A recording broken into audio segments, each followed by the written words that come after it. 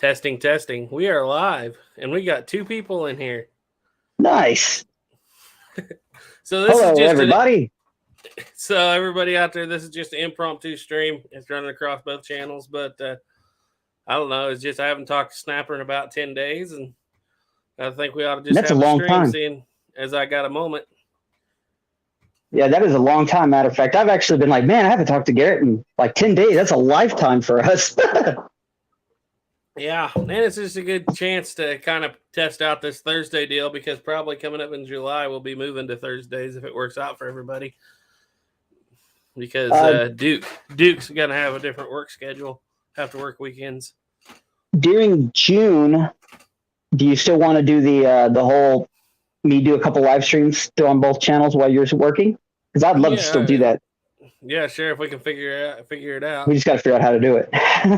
Yeah. So we got three people here. We got Gots Loco. It says hello. Wheels and Levers Ends. He said I'm ready and waiting. And Booey Booey said hi there. Well, hi there, everybody. Well, hello there. Well, hello. You guys don't even get safety robe Snapper tonight. He's unmasked. He's unmasked. Unmasked. Yeah. The camera, as soon as the camera saw me without my mask, it died. So that's usually how it works. More people coming in. Harmony Moss said hello. Hello. Said, hey, Garrett and Snapper. I hope you're feeling better, Snapper. Oh, and yeah, I'm doing much better. Stephen M. Mann said, what's going on? Hey, man. I saw your short, and I'm still curious as to how you got 60 grains of powder and a conical bullet into that Remington rifle. I have no idea. I think I might have an idea, but I'm not quite sure. I think he might be using a very short bullet, like a very short bullet. No, because he said it was a 400. I don't remember how many grains. It was a pretty good bullet though. It was a decent sized bullet. I haven't figured that part out 100% yet. I thought it was hollow based maybe at first, but he said it wasn't. Well, yeah, so. But I can't even fit 60 grains inside the chamber of a Remington. So interesting to see how he did it. I've noticed if you stick powder in, like I've never done it with the Remington, but with the Dragoon, you fill the cylinder full and then you just compress the living crap out of the powder, add a little bit more powder, and then put a really short bullet. You can usually stick a lot of powder in, but I've never been able to do it with a full size conical or anything like that. I'm curious because let's see, I do about I think 35 to 40 grains completely fills mine, and yeah, you could compress it, but he's done something. I'm really curious to see how he did that. Bowie said, my sister's been gone without a mask for years, and each time when she put it on, her face fell off. Texican 1836 said, just got the notification, fellas. Good evening. Red Viper 78 said, evening, gents. And Stephen M. Mann said, gave you all a riddle. Yes, you did. So, yeah, Snapper, tell us about your lathe. We were just talking about that. Something happened to your lathe. What happened? So what was I actually making on the lathe? I'm always cutting screws or making screws for guns quite often. And I'm just sitting there running it like normal. And then I get this extremely loud bang and smoke come from right behind the headstock under it is where all the switches and the electronics are. Mm-hmm. And, oh man, I didn't know if I was happy or upset because I've always wanted to go to like a different motor that you can actually control the speeds on instead of the way it is now. You have one motor and you have to change the belts out to change the speeds. Mm-hmm. But it ended up happening is somehow a chip worked its way through the headstock and somehow got underneath everything to the wiring and fell in between two wires and shorted a bunch of stuff out. It completely destroyed the wiring under there. So I spent, maybe 2 days rewiring this stupid thing. And I finally got it working again. But yeah, it was pretty stressful because I use that thing so much. And I didn't really have the funds to just go buy a new motor and a speed controller and all this other crap just to get it working again. Mm-hmm. But next thing I want to do with it is eventually go to a variable speed motor and also an electronic lead screw. Because on the normal lathe, you cut screws because the head has a bunch of gears that come down to the lead screw, which is just a long screw that goes down the length of the lathe. And you'd set it up so you'd get so many turns per inch so you can cut threads. And there's a person who came up with an electronic lead screw, and it's basically a little computer box. You stick where on the backside where the gears go, and you stick a servo motor there, and you have the servo motor connected to your lead screw. And then he would give you a couple with the sensors, basically. Trying to think of the name of it. It's on the tip of my tongue, but it's basically just little magnets so you can tell where the head's at all times. And doing that, then you don't have to change gears anymore. You can just sit there and use the little electronic interface that comes with it, and you set up, this many millimeters or inches or whatever you want, and you can go to really big things that you can't normally do with gears unless you had a stupid amount of gears that weren't even worthless. Just do really neat, crazy things. And once I get those two things done, I'll be super happy. Gots Loco wants to know what kind of lathe you're running. I used to have a Pratt & Whitney full-size World War II engine lathe. And right now, though, all I'm running is it's a Smithy 2-in-1 lathe mill. It's great for guns just because it's not too big. It's got a 12-inch throw, so you could fit a 12-inch round cylinder on it. And it's 24-inch long bed. So you can put a 24-inch long piece of metal on it. So it's decent size. It's not huge, but it's fairly decent size. And it's got I want to say it's a 3-inch bore. No, it's not quite that big. I think it's like a 2-inch bore. But what's great about it is you can stick a barrel all the way through it.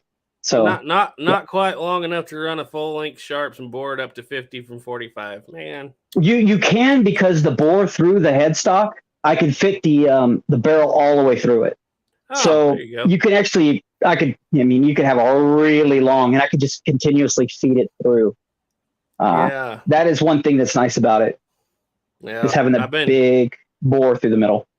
I've been on the hunt for sharps for a long time now, but I don't want just any sharps. And for a while, I thought McNelly carbine sharps in 4570 would be cool because I had a lot of 4570. Well, then I got 5070 stuff, and I was like, I really want the McNelly carbine sharps in 5070. And then the more research I did about my local area, the more it seemed like everybody came in here in 72 and 3 with the Sharps business rifles, but none of them when they came in were in 4570, of course, because they came in 70, 72, 73. They were all in 44, basically 43 Spanish. What do they call that? A 4470, 44. I think that's what it is. Yeah. And, well, a lot of them were that, but a lot of them were in 5070, and then they moved directly up into 5090. And so I'm starting to think I want a 5070 to start with and a business rifle, and then move it up to a 5090. I could ream it out pretty easily. But small caliber arms review is in. Yay! Hey! If everything's still correct, he's supposed to be on this Saturday, right? 2 days from now, day after tomorrow. I believe so. Yes. It's not a part. It's kind of like it's a Hal sensor, electronic Hal sensor. It's just a magnet that goes across another magnet. Yeah. Doug Dukes is in. He says, "Evening, Garrett." Hi, Doug. Diane Houston has a question. Says, "Can I use 3F black powder on a 50 caliber flintlock rifle?" I'll go ahead and answer this. Yeah, it's on 50 caliber. 3F is my preferred powder. You can use 2F or even 1F if you want. It works just fine, but you're going to lose a little bit of pressure. The general rule is 50 caliber is a toss-up. You can go 2F or 3F. And generally, if it's smaller than 50, you absolutely want to go 3F.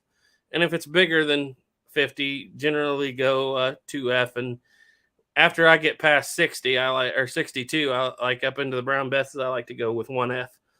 But yeah, I live dangerously. I live dangerously. I run with scissors, and I use 3F in everything. Well, you can, but it seems like in the brown best, you get a more consistent velocity with the if you use 2F. And I don't know it's because it's such a bigger board. It just seems like it to me. Some people may argue that. And did get a chronograph the other day. Finally got a good one. So we're going to test it. Yeah. But yeah, I like 1F. It's also a good way to use 1F, especially if you're not making it. If you're buying it, 1F is like always available.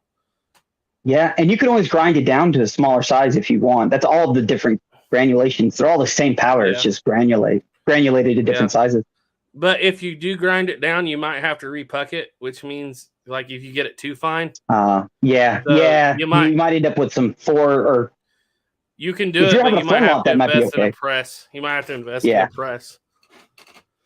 Let's see. Small caliber arms review said yes, referring to the flintlock. Yeah, 3F is for 50 caliber. 3F's a go-to. I've actually heard of people using 4F in 28 and 32. I don't know. I've never had good luck with 4F. I think it's just too small, like not enough oxygen getting around it. In the 49 pocket model, I had good luck with 4F in that. So did you? Maybe. Yeah, that's all I really shot out of it was 4F because I had a lot of 4F. Jeeps and Black Powder and Light said I need to start making videos on my channel again. I'm so hooked into my 76 Jeep J10 I bought. I haven't even been into black powder in a while. Sounds like you have a problem as me. I have multiple hobbies, and then every now and then I'll drop from one hobby and not do it for like 5 or 6 years just because I get into another hobby. If we're not giving too much away, you could probably tell him what you used to, well, not everything you used to do, but what you did there for a while. Well, I owned a performance shop. We used to build race cars, engine parts, mostly on really high-end cars, a lot of Ferraris, Lamborghinis, but we started off with like Corvettes, Camaros, the GM LS engines, completely building them, doing camp jobs on them. And one of the cool things that I got to pioneer and play with was a thing that they call now free valve. It is the idea is to make it so instead of having a valve that would touch a camshaft, and the camshaft is like, so if you ever heard a music box, if you ever open one up, you'll see a round drum with little pins on it all over the place. If you changed out that drum, it'll play different music, right? Think of a cam as being the same way. You could change when the valve sequence opens, your valve overlap, everything. So you could change the entire personality of an engine to be quite a bit difference between the cams. You can have either low and high torque. You can have really high end horsepower with, high RPM running, depending on what the car is being done for with the cam. But this system was actually using pneumatic valves. And we would actually be able to use a computer system to control the opening, closing, the ramp speed, everything. So I could go in there and make one engine without having to do anything crazy with it. You could make it so it's really quiet, really soft running, great fuel economy. And then you could also go, hey, instantly pop the, change the tune in that system. And then you could have an overly, crazy large cam in it. So it's really lopey. And what's neat is you can change that system through each RPM range all the way through with your intake flow. So you can make an engine that makes way more power than humanly possible with a normal cam, even with variable valve timing with normal cams, and do some really neat, crazy stuff. And that was one of the last things I was doing when I was working, and that sold for a decent amount of money. That was fun. I shocked it hasn't really made its way into the mainstream yet, but maybe one day, who knows?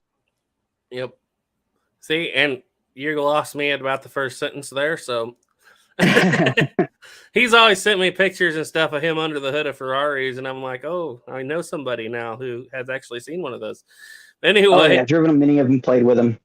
Jeep's Black Powder and Lights wants to know, what's your favorite rifle? Go ahead there, Garrett.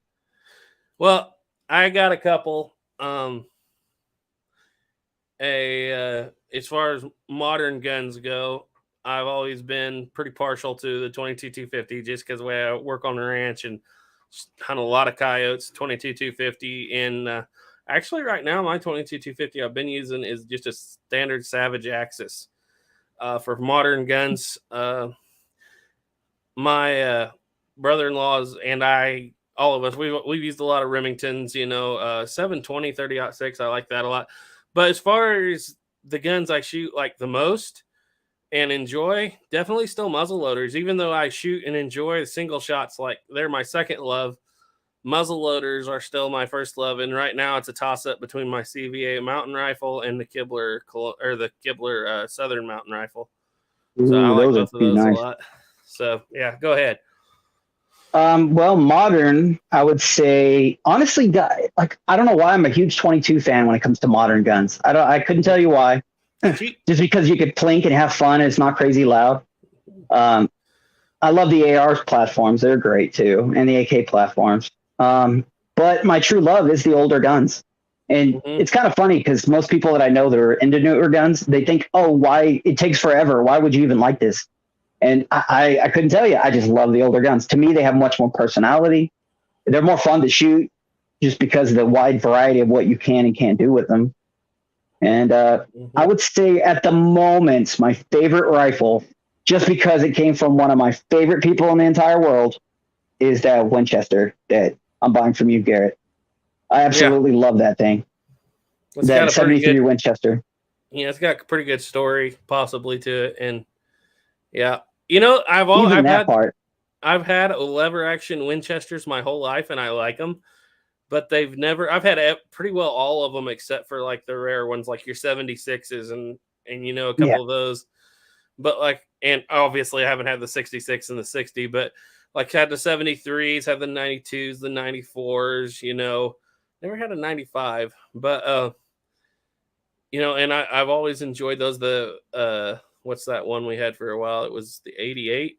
It's like an internal hammer one, for a longer cartridge. But anyway, I always loved them, but they've never been my first love, I guess. I don't know why. I mean, they should be, but I don't know. I'm just always been more into muzzle loading, even in my cowboy era, you know. I don't know. Or single shots. But it's mostly because I think of the history. At least in my area around Dodge City and this, you know, south central Kansas, a lot more single shots for a lot of the time than anything else. But yeah. Yeah. I really do like I want to get a trade gun just because it's just being so iconic. That'd probably be one of my top favorite if I had one. At the moment, though, I don't really have any muzzle loading rifles. I mean, I have a. You have an Invest Arms. Yeah, that thing. But I've never even fired it yet. Yeah. I haven't done too much with it. I would love to get a Kibler. Like, I think that's something I'd really like to get. But honestly, that's why it's like it's so good having like the three of us. Usually we have Duke on here too. It's because like we all love the guns, but obviously we have I love muzzle loading. I love Springfield trapdoors. You love, you know, your Colt revolvers, and I do too. But I think at this point you probably love them a little more than I do, even. And you love the lever actions. You know, Duke is into the trade guns and the sharps. You know. And so we love the same things, but we have a wider variety of what we love. Yeah. And there's nothing wrong with that. We don't all have to exactly like the same thing. Exactly. That's what makes life so much fun. If we all like the same thing, it'd be boring. We'd all be fighting over the same gun. Yeah. Texican 1836 said, my 1766 Charlottesville will prime with 2F all day. Yeah, you and Ethan and Caleb, and we've had this discussion a lot. Ethan and Caleb don't honestly see the advantage to priming with 4F, other than I have a lot of 4F, because when you make powder, generally you wind up with 4F unless you repuck it into another one, into another deal. But I prime with 4F and I really like it, but I'm also using a really small squirrel rifle most of the time. I'm shooting my favorite flintlock rifles in 36, and so I always prime with a little primer. And Ethan and Caleb, they shoot the military guns, which you prime with the same thing that's in the paper cartridge. So they're usually priming with 2 or 1F, and they get along just fine, and they don't see the advantage. I think the 4F goes off a little faster, but I don't think it's that much. You may get a few less hang fires with it. It's not something you notice a lot, but what I've noticed is I like using the primer so I don't have to open my porn twice. I pour down. With paper cartridges, you prime before you load, which is weird to a lot of people. But historically speaking, like with the Mountain Mans and whatnot, were they using 4F or were they just using the same stuff that they were shooting? They would prime with what they had in the horn. That's kind of what I was thinking. Priming flasks existed, of course, and you would use them for like target shooting or maybe back east. But that's just another to carry 2 different types of powder would have been insane in the mountains. I feel like I kind of agree with you, and you would think that why go through all that extra if you already have one? He's carrying everything on his back or his horse. Why would you want to have more things that you don't need? And what you realize is a lot of the stuff I've read, it seems like people see we do things safely, and so mostly you're going to see people, they'll, if they have a fiddle peg plug on their horn, bite that, take their measure, pour it down the barrel. They'll plug that just in case something happens, plug the horn, right? Pour that down the barrel, get your patch, get your ball, get that down the barrel, then lift the rifle, pull the plug with your teeth again, prime with the horn, shut that, and close your horn, and you're ready to fire. I think a lot of what was going on back then in the day was bite it, open it, prime your pan, leave the gun on half cock, then go ahead with your horn still open. Maybe not even use a measure, probably did, but with your horn still open, go ahead and pour it in, and then you're only opening the horn one time.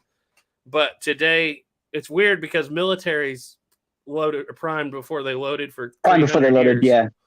But safety hadn't been invented yet, so yeah. And what's funny is today, and like even the YouTube or the reenacting world, if you do that with a paper cartridge, everybody's like, "Oh, well, that's just historically a military thing." But if you do the exact same thing with a horn, the safety Nazis will come down on you. And yeah, what it is? I think simplicity and speed of reload to them was far more important than the safety aspect of it. And I use a priming flask, but it's just a little flask that hangs on my neck. It holds about 30 grains or so, and it spits out. You just press down, drop, spits out like 3 grains into the pan. And so it's like super fast, super efficient. It only uses 4F. It plugs with 3. So that's the whole reason I still prime with 4F is it's just, and it is historically accurate to an extent, but it's less of a hassle of having to open your horn twice. So Jeeps said, yeah, this 76 Jeep J10 is a pickup, original kind of Gladiators with the AMC 360. Lots of rust and welding going on with that. So the black powder fund is gone. It is gone. Yeah, I know that feeling. Okay, what is your opinion on using quartz rocks in your flint locks? I have a hard time finding flint, so I took up some quartz after remembering it sparks as a kid, and it worked. Okay, so I'm not a geologist, so I have to ask, quartz and obsidian the same thing? Because you can use all kinds of rocks in flintlocks. And people back in the day used whatever they could find, and that's what made flintlocks so popular. You got anything, Snapper? Isn't quartz with that? The new rocks or the flints you would buy modern if you went to like the store, and they're like perfectly smooth. Isn't that quartz? Well, those are cut flints usually. I'm not sure. Yeah. I know that. I've never had luck with those. Ethan goes out to where he goes to drill with the army, and there's flint laying just everywhere. So he brings back big flints and naps them down. I need to learn how to nap flint so bad. That's the thing about a flintlock. The flints we're getting free. We're making powder for about $3 a pound. I'm still casting lead out of free lead pipes that I found. So it's like, shoot. So cheap to shoot all day for nothing. Stephen M. Mann said, I wish I could trust my new chronograph. I'm not believing it. Yeah, I saw you were getting some pretty good velocity out of hand-thrown items or whatever it was the other day. That's funny. And referring to his Remington with the 60 grains, he said a shorter bullet is 1/3 of the formula.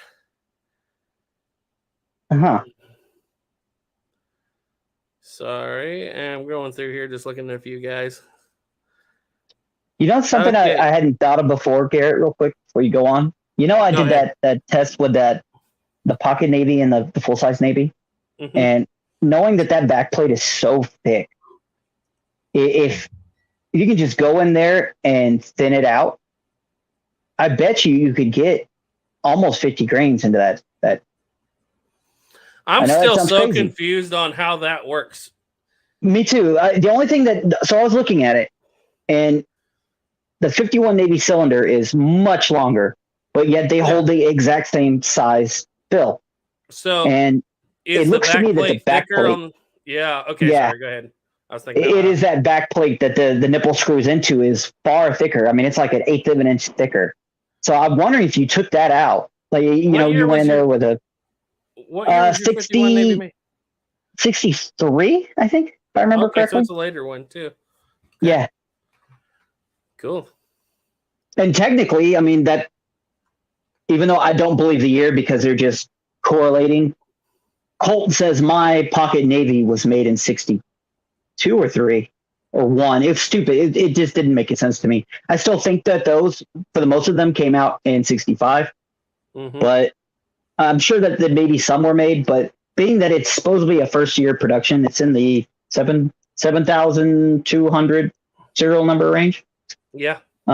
When I typed it into Colt, it was either like 61 or 62 that it was made, and that just does not make sense to me. Being the markings are, all the Colts I have of those years do not have the same markings, but Colts I have that are after the fire have the exact same markings. Like the style markings changed a little bit. The size of the Colt patent went a little bit bigger. Little things. And even the knurling on the hammer. He's talking about the 62 pocket Navy, guys, by the way, or 65. Oh, yeah. Make sure that I get that correct. I'm with you. Yeah. I'm with you. I think from all the research I've done that 65 is the date, but I'm not as adamant as some people, especially like on the Colt forums. You'll see people just like adamant, like willing to die on the hill of these things are 65. And I'm like, yeah, the evidence seems to point that way, but history, somebody will turn something up in a few years that may prove that they weren't made till 67. Yeah. And the thing too is, if they just find one that was made before the fire, that means it was made in 63 or late 64 or even earlier. I mean, I think that they probably made a couple, a very small amount. Yeah. And they were probably either still in testing or, a couple were made. And then I think they burned down. And I personally think a lot of the guns that were the stuff that they were able to reuse went towards the 49 pocket model size, and that's the 49 pocket model barrels. And then they used those, bored them out to make more, because there was quite a bit more of the pocket navies made after the fire and quite a bit more of the pocket polices made before the fire. Yep. So yeah, I really think that's what happens. Right. They lost some of the parts to make the pocket police, so they just used what they still had without having to make new tooling, new everything. Yep. And I think that's why most of them. I really think that's probably the true dead end of it. They made a couple, but not very many, because most people probably wanted the pocket police. And after that, they were, hey, this is what we have, so let's make it work until we can make new dies, new molds, new whatever we need. Yep. Skunk Work Rifles 2 asks, favorite cartridge. Good evening, everyone. Hey, Skunk, how are you? Go ahead. My favorite cartridge. You can split it to rifle and pistol too. Well, pistol 100% 45 Colts. I love 45 Colts. That is, to me, that is God's caliber. Let's see. Rifle wise, even though I've never shot it, I've wanted to shoot one so bad, is that 5110. Yeah. I really just want to try one of those once. I don't know if I'd like it that much, but in a 1886 lever action? Yeah, I do. Ever since I found that guy's channel, Lever Guns 50, man, I'm excited. I was like, dang, that's got some power. Mm-hmm. Yeah. So I got to say that the ones I had experience with, as far as rifles, for years and years, it was the 45-70 until I started shooting 50-70. Now, don't get me wrong, 50-70 brass and reloading components are hard to find right now. Actually, I heard that it may not be very long before Starline actually makes a run of 50-70, but right now, 50-70 is my favorite. I don't know why. It hits with more authority. It may be the guns. I don't know. 50-70 right now is my favorite, and 45 Colt is always going to be my favorite handgun round for that. The 50-70. How much more recoil do you get from it over 45-70? Well, it depends, because you see 45-70 itself. You have the 405 grain bullet that they originally used, and then you got the 500 grain bullet that they used in the 1880s, which that thing's got recoil. Now, the 50-70 always shot militarily speaking, always shot a 450 grain bullet. So it's right in the middle. So the recoil's comparable to 45-70, shall we say. But there are if you're shooting like a Sharps with 50-70, they get those things all the way up to 600 grain bullets. So that's going to have a lot of recoil. Obviously, like I said, the 450 grain bullet kicks harder than the 405 grain 45-70 bullet, but not as hard as the 500 grain 45-70 bullet.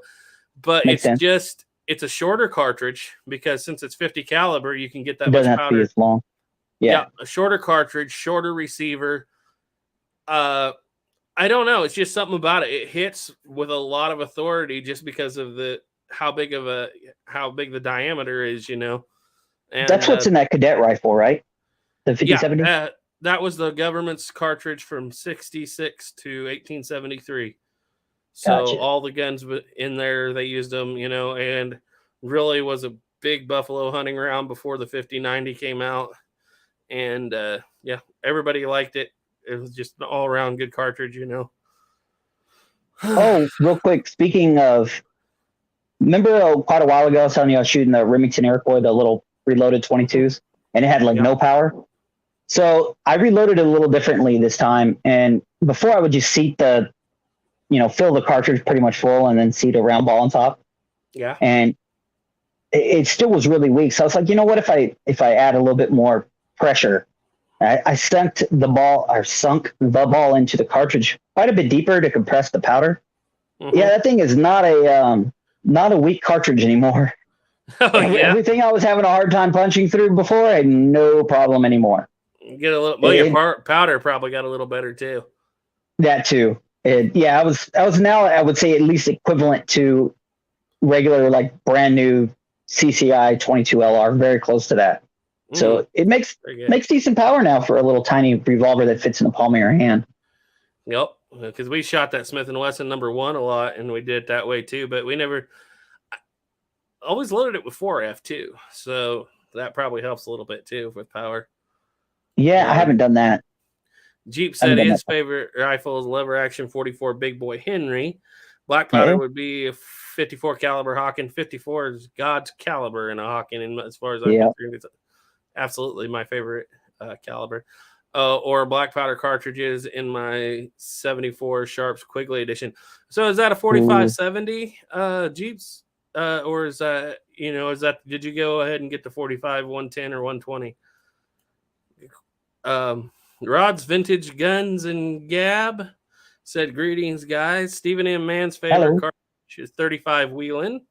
That's a good old one. That is. I haven't seen one of those around for years. Side-by-side shotguns were part of the Frontier also. Yeah, they were a little later on. Like where I'm dressed up as right now, yeah, they existed, but they were pretty expensive for like the 1820s and 30s, that era. But yeah, they were definitely a big part of the post-Civil War Frontier. That percussion shotgun I have, the double barrel, I need to figure out what year that thing was made. I'm really curious on that. I'm thinking 60s, 1860s, maybe 1850s. It's a Richards, isn't it? So yes. Belgium made, maybe? Yes, I believe it's the Belgium. It's not an English one. Yeah, that's still cool. That's still good guns. It's a cool little, I paid nothing for it. And it's kind of funny because it's got some really neat engravings on it and whatnot. Yeah. And it's beautiful. And the wife hated it. And then she shot it. And now it's usually the gun that she likes to shoot. So at least got past that hurdle. Jeeps said it's just sickening how my 1874 Sharps Quigley cost $2,000. Yeah. They're not cheap. You can get them for a little cheaper than that nowadays. But like I said, I'm always looking for one in 50-70.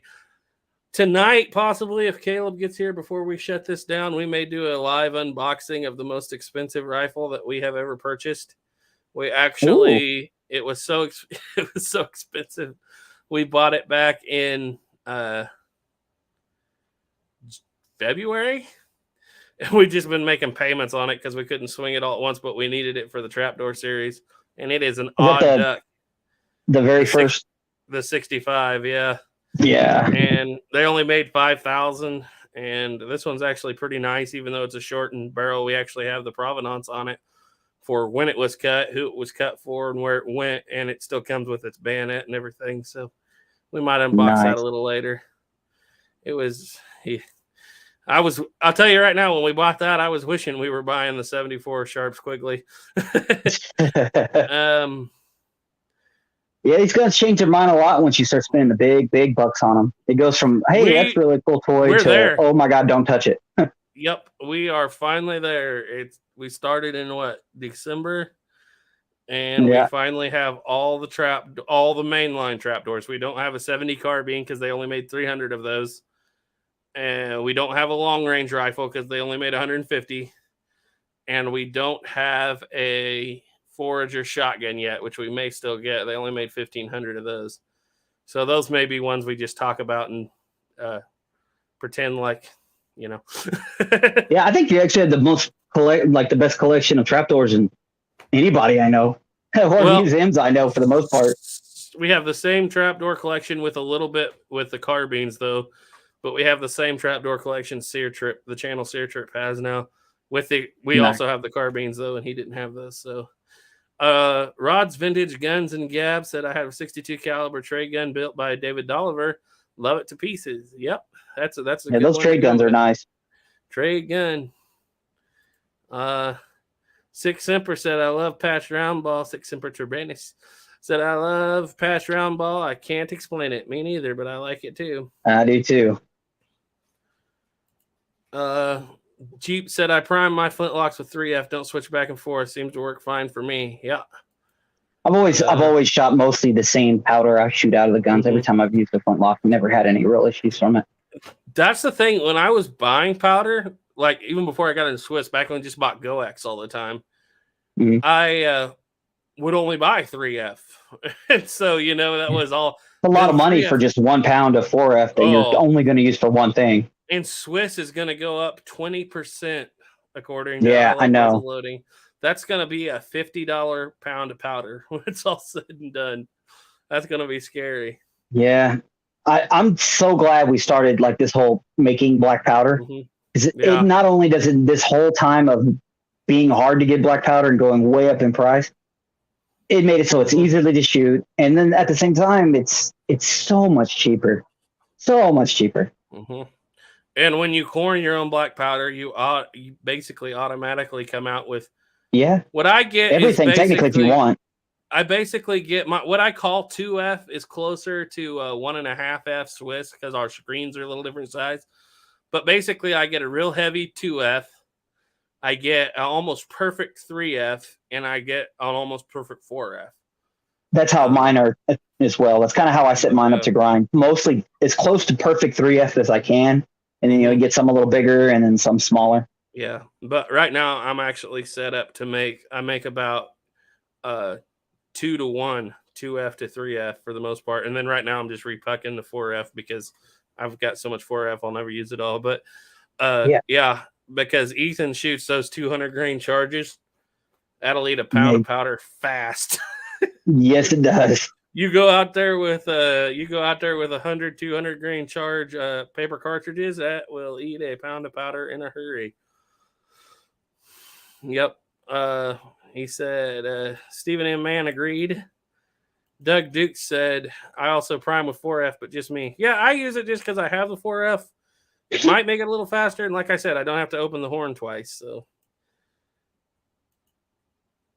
quartz and flint are both the same hardness, but flint is much finer grained. Obsidian is no good for gun flints. I would have to disagree with you there, Gear Nasher, because I've used obsidian, got along okay. Everything black powder has used obsidian and got along okay. Maybe it's just having the right stuff. Maybe you get lucky. I don't know. But just about everything I've tried as far as that goes has worked. I'm wondering if it's the hardness of your video on that. Prison. Yeah. I've always noticed if you have a really hard prison, even crappy flints work pretty well. Yeah. And I'm not saying it's better than a good English flint, but it will work. Maybe it doesn't spark as good. Maybe that's what he's saying. I should have prefaced with that. But Jeep said quartz is the most common rock on the planet. Atlatl Man said, I've used pyrite heavy quartz for fire starting and steel. I like it better than flint. Yeah, Doug Dukes is right. Quartz and obsidian, different composition, but both will scrape metal. Exactly. And Rod said those cut flints are agates. Yeah, I don't use the cut flints. I only use strike flints. Yeah, either Ethan makes them or go to Track of the Wolf and get Tom Knapp flints. Those are. I went and got some of the flints from the Nepal cache. Who's that company? It's IMA. Was it that or Royal Tiger? Somebody? Yeah, but basically there was a big cache that came out of Nepal, a bunch of guns in the early 2000s, and I bought like 10 pounds of flints that were napped for the brown bess and pistols. Mm-hmm. And I think I paid $20 for it. And what's neat is they were all original flints, from the flint from the 1700s. And they work great. They actually work really great. Yep. I don't even nap the flints. Ethan does all the flint work. But I found out here lately that a lot of the flints you order, even from like Track of the Wolf, have a really high hump, and you got to nap them anyway yourself. So I don't know if they had a bad run or what, but the flints have not been that great here lately that they've been bringing in. So Ethan needs to make a gun flint napping video. Cool that he does it. I make my own flint from Texas Chert. Texas 1836 said, I never put much stock in the fact that French flint was better than English until I tried it. Interesting you should say that, because Gray Pilgrim actually bought some flints from what they were doing was they were in, I can't remember where it was basically, but they tore a house down in France or somewhere. I can't remember where the house was they tore down, but inside the wall, they found these flints, and they were a mix of Peninsula War flints. They could date them to that. They were a mix of French and British flints from the time period. Just like Snapper was saying, he got a bunch of those too, but from the Nepal cache. And actually, Gray Pilgrim sent a bunch of those to Ethan, and he needs to do a video testing them out. And we'll probably do that in July to see which one he likes better, the French or the British. Is the French stuff the white? Like a whiter color? Yeah, you usually see it. It's like an agate, I think. I don't know a lot about that, really. But yeah, I generally see it as whiter. Let's see. A lot of people attacking me saying it isn't a Quigley because it isn't 45-110. Well, yeah, it is the Quigley, but I chose not to go with the movie caliber because of ammo scarcity. Yeah, it can still be. The 45-120 certain sights and whatnot. I don't think the 45-120 hit the shelves until the 1880s anyway, so that's one reason I thought about getting one but stayed away from it. 45-70 would have came out earlier, so it's a little bit more of a Buffalo round. By the time 45-120 did come out, Buffalo were pretty well gone. I think 45-90 came out in 1877. 45-120 may have came out in 1880. I have to look again, but I think it's the mid to later 80s. So, yeah. No, it's still a Quigley gun. And if you want to, you can always ream it out and make it bigger. I was just questioning because I was just trying to see if you had actually got one in 45-120, because I haven't made up my mind yet. Rod's Vintage Guns and Gab said I could ID your percussion gun, Snapper. I think it's a Richards. We determined that. Right? What happened? Hold on. Who? Are you talking to me? Oh, no. I could ID your percussion gun. You're talking about your shotgun. Yeah, it's a Richards. I think it's a Richards son. I know it says from Belgium, and it's got really nice checkering. It's got this beautiful buttstock on the buttstock on the back plate. It's got like a deer running through the woods. It's quite beautiful. Cheap little thing, and it's got Damascus barrels, but it's a lot of fun to shoot. Nothing wrong with good Damascus barrels when using black powder. Yeah. As long as they're not rusted wire twist, but No. He said pretty nice. Sorry, he said his favorite caliber is 303 or 30-06. Hey, there you go. That's a good caliber. And Jeep said 2,000 is cheap for a Quigley. Bertie Pedersoli and so forth went 3,000 for it. Well, actually, that is true. The Down Under rifle by Chiappa, though, is $1,700, $1,699 right now. I've been tracking them for quite a bit. I actually found a few other ones, especially used, but if you go look around, you can find better deals than $2,000 for them right now. Call me crazy, but I think Pedersolis are way overpriced. I think they're way overpriced too for what they are.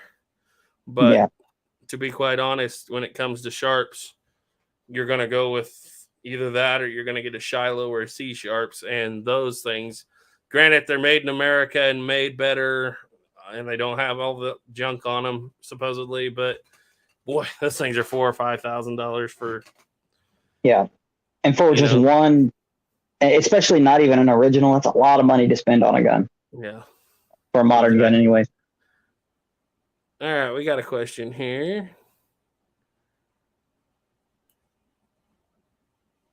Okay, Honest Grifter said, question for whoever's got a good answer. What's a good way to clear misfire when the powder won't ignite?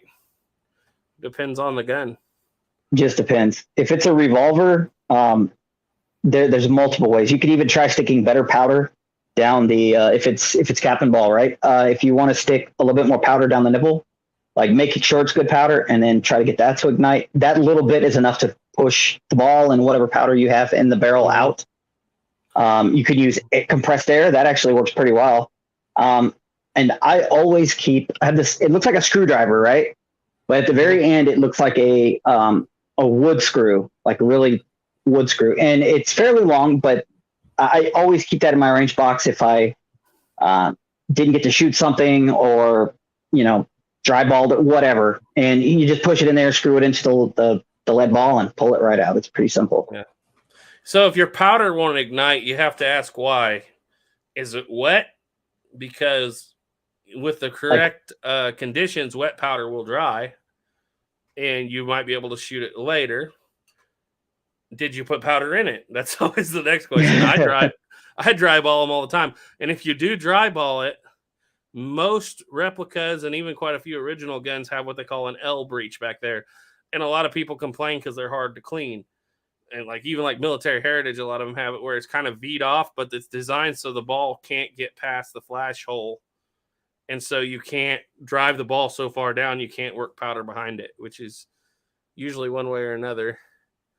I've always had a problem where I forgot to, because I like to oil the crap out of my guns sometimes. And there'd be too much oil in the bottom of the cylinders. And you load it, and then you wet the powder too much. Yep. That's happened quite a bit. Everything Black Powder's in. He said hi. AR Americans. Hey, buddy. I missed this somehow. Waiting on my 54 caliber Woods Runner rifle. Yeah, you might be in for a little wait. I think Ethan waited about 9 months. I don't think they were prepared for the Kibler wasn't prepared for the run that they were going to have, but I've heard that it's catching up now. So I'm actually glad to see that they're doing so well. That's amazing. I love seeing an American made company doing good. Yep.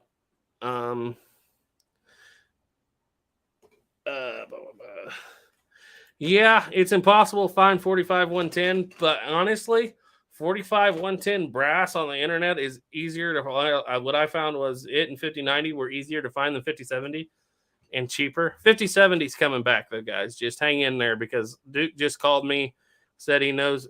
Wouldn't just called me a couple days ago. Said he talked to somebody who was in the know at Starline Brass and said if you get it pre-ordered now, they're gonna make a run like in. I'm probably gonna get this wrong, like January of next year, early January. So I don't know, but yeah. So obviously, I'm gonna hand load. It doesn't matter what I get. I'm gonna load everything I shoot. So load 45 70s, 50 70s. So therefore, the caliber doesn't really bother me unless it's like the only one that I really hate collecting for is 43 Spanish because the brass is impossible to find, and when you do find it, you gotta be leery because they keep having case head separations for some reason. Man, I'm telling you, I couldn't imagine shooting in today, even 45 Colt. Man, every time I looked up prices, I was like, buying it. Yeah, I mean, $90 for 50 rounds, and that's cheap. That's retarded, especially when you can reload it yourself for, maybe, especially if you're making your own powder, less than $15 for 50 rounds. Yep. That's probably $10 for 50 rounds. It's just. Okay, so Diane Houston has a question. She said, I've been looking at military heritage flintlock rifles. What is a good flintlock that doesn't have a lot of recoil? Military heritage does not actually sell flintlock rifles. Even what they call rifles are smoothbores. India guns generally aren't rifled if you get them. So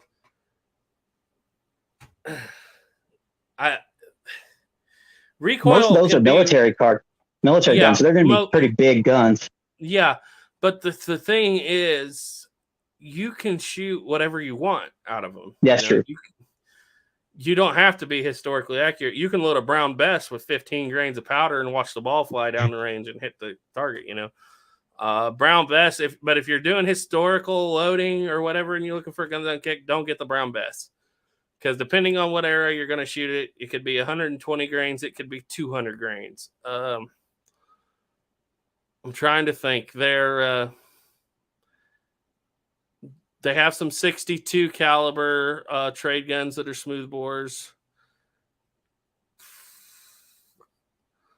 I really don't know. It's the 62 caliber guns they have aren't going to kick. I don't know off the top of my head if they have anything much smaller than that in the long arms division, because really 50 caliber stuff didn't come out militarily till way later on. Reality 50 caliber 58 62 is going to be about the smallest you can get, like their Northwest trade guns, stuff like that. And load it with those type of guns that aren't military. You can historically load it with whatever you want.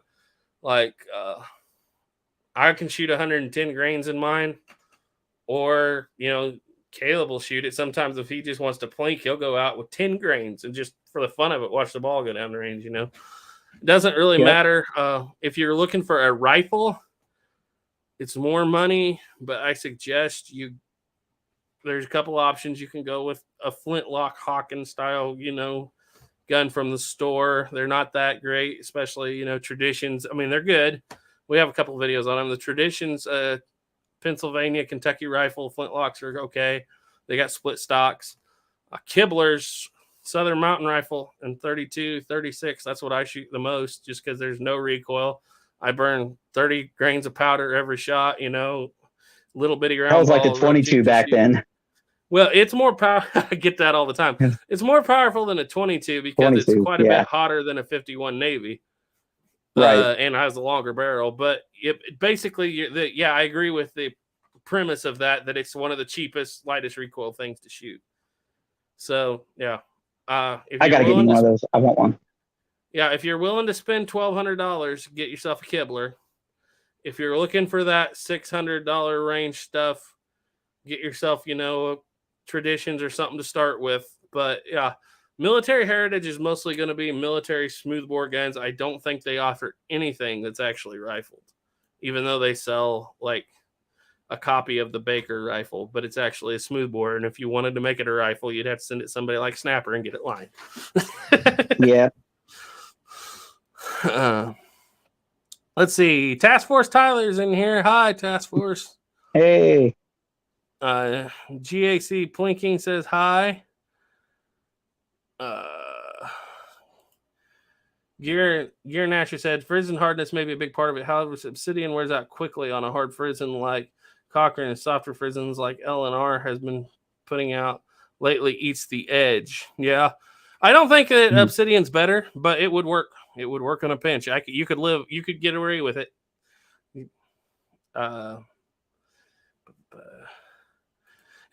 AR American said, I've been known to shoot smokeless in Damascus. I've seen that. We've seen that, buddy. That is not, I don't think him or anybody here saying you should do it, but he has. I love your new videos there, American. I always love those things. He's doing really the three. Good at that triple shot. Yeah, he is. He did a heck of a nice job on his gun, too. Mm-hmm. Yep. Atlatl Man said the Italians have overcharged and have for years. They have. Yeah. Pedersoli has gotten away with it for forever because they were the only game in town, especially on like the Blue Ridge flintlocks and stuff. You're spending right now, Pedersoli's selling brown Besses for $1,700. You can buy an original for that. Yeah. And it's like, but what they don't know is there's people like Kibler that are coming into the market. They're making better guns made out of better steel that aren't marked up with all the approved markings, and they're making them cheaper. You have to do a little fitting to get them together. But seriously, you can put a Kibler together in 3 hours if you're in a hurry and make it shootable. Spend a couple more days with some finish on it.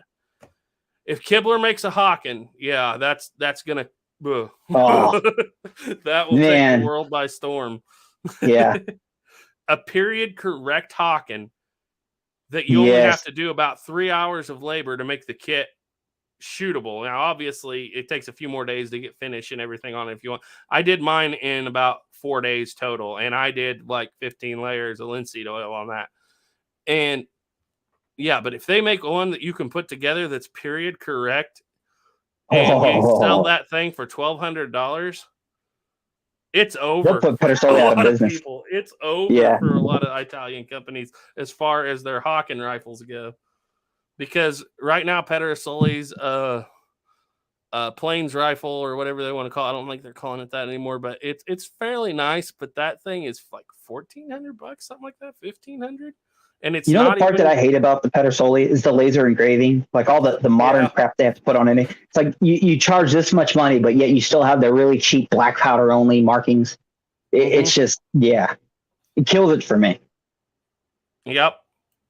I'm sure they're great guns, but yeah, Kibler, you just wait. Kibler's going to turn out two things, I think. I know these talked about doing the trade gun. That'll probably be next. And then after that, I think he's going to do a Hawken. And with just a few more guns in the market for them, they will own the American muzzleloading market, I think. They have now we just need to find a company to make American revolver replicas. Yeah. If we can get a company to make American-made cap and ball at a quality similar to like Kibler, oh man, I'd love to see that. That would be the heyday for me. That'd be like the golden era to come back to the gun market here in the U.S. Mm-hmm. Doug Dukes wants to know, so Garrett, how many rounds of brass 50-70 are you going for in total? I've just been buying them up a little bit at a time when I can find them. I bought 7 at one time. I bought 25 at another time. I think we got 75 to 100 rounds or so over there right now. And honestly, for me, that's enough, because a lot of people are like, you can get along with just 100 pieces of brass. I'm like, yeah, it's not like a 9mm with a 15-shot magazine. 100 pieces of brass, especially if you're filming and like setting up target stuff, 100 pieces of brass will last you all day. Go home, reload it that night, So yeah, we've got up there 75 to 100 pieces, and I really don't need much more.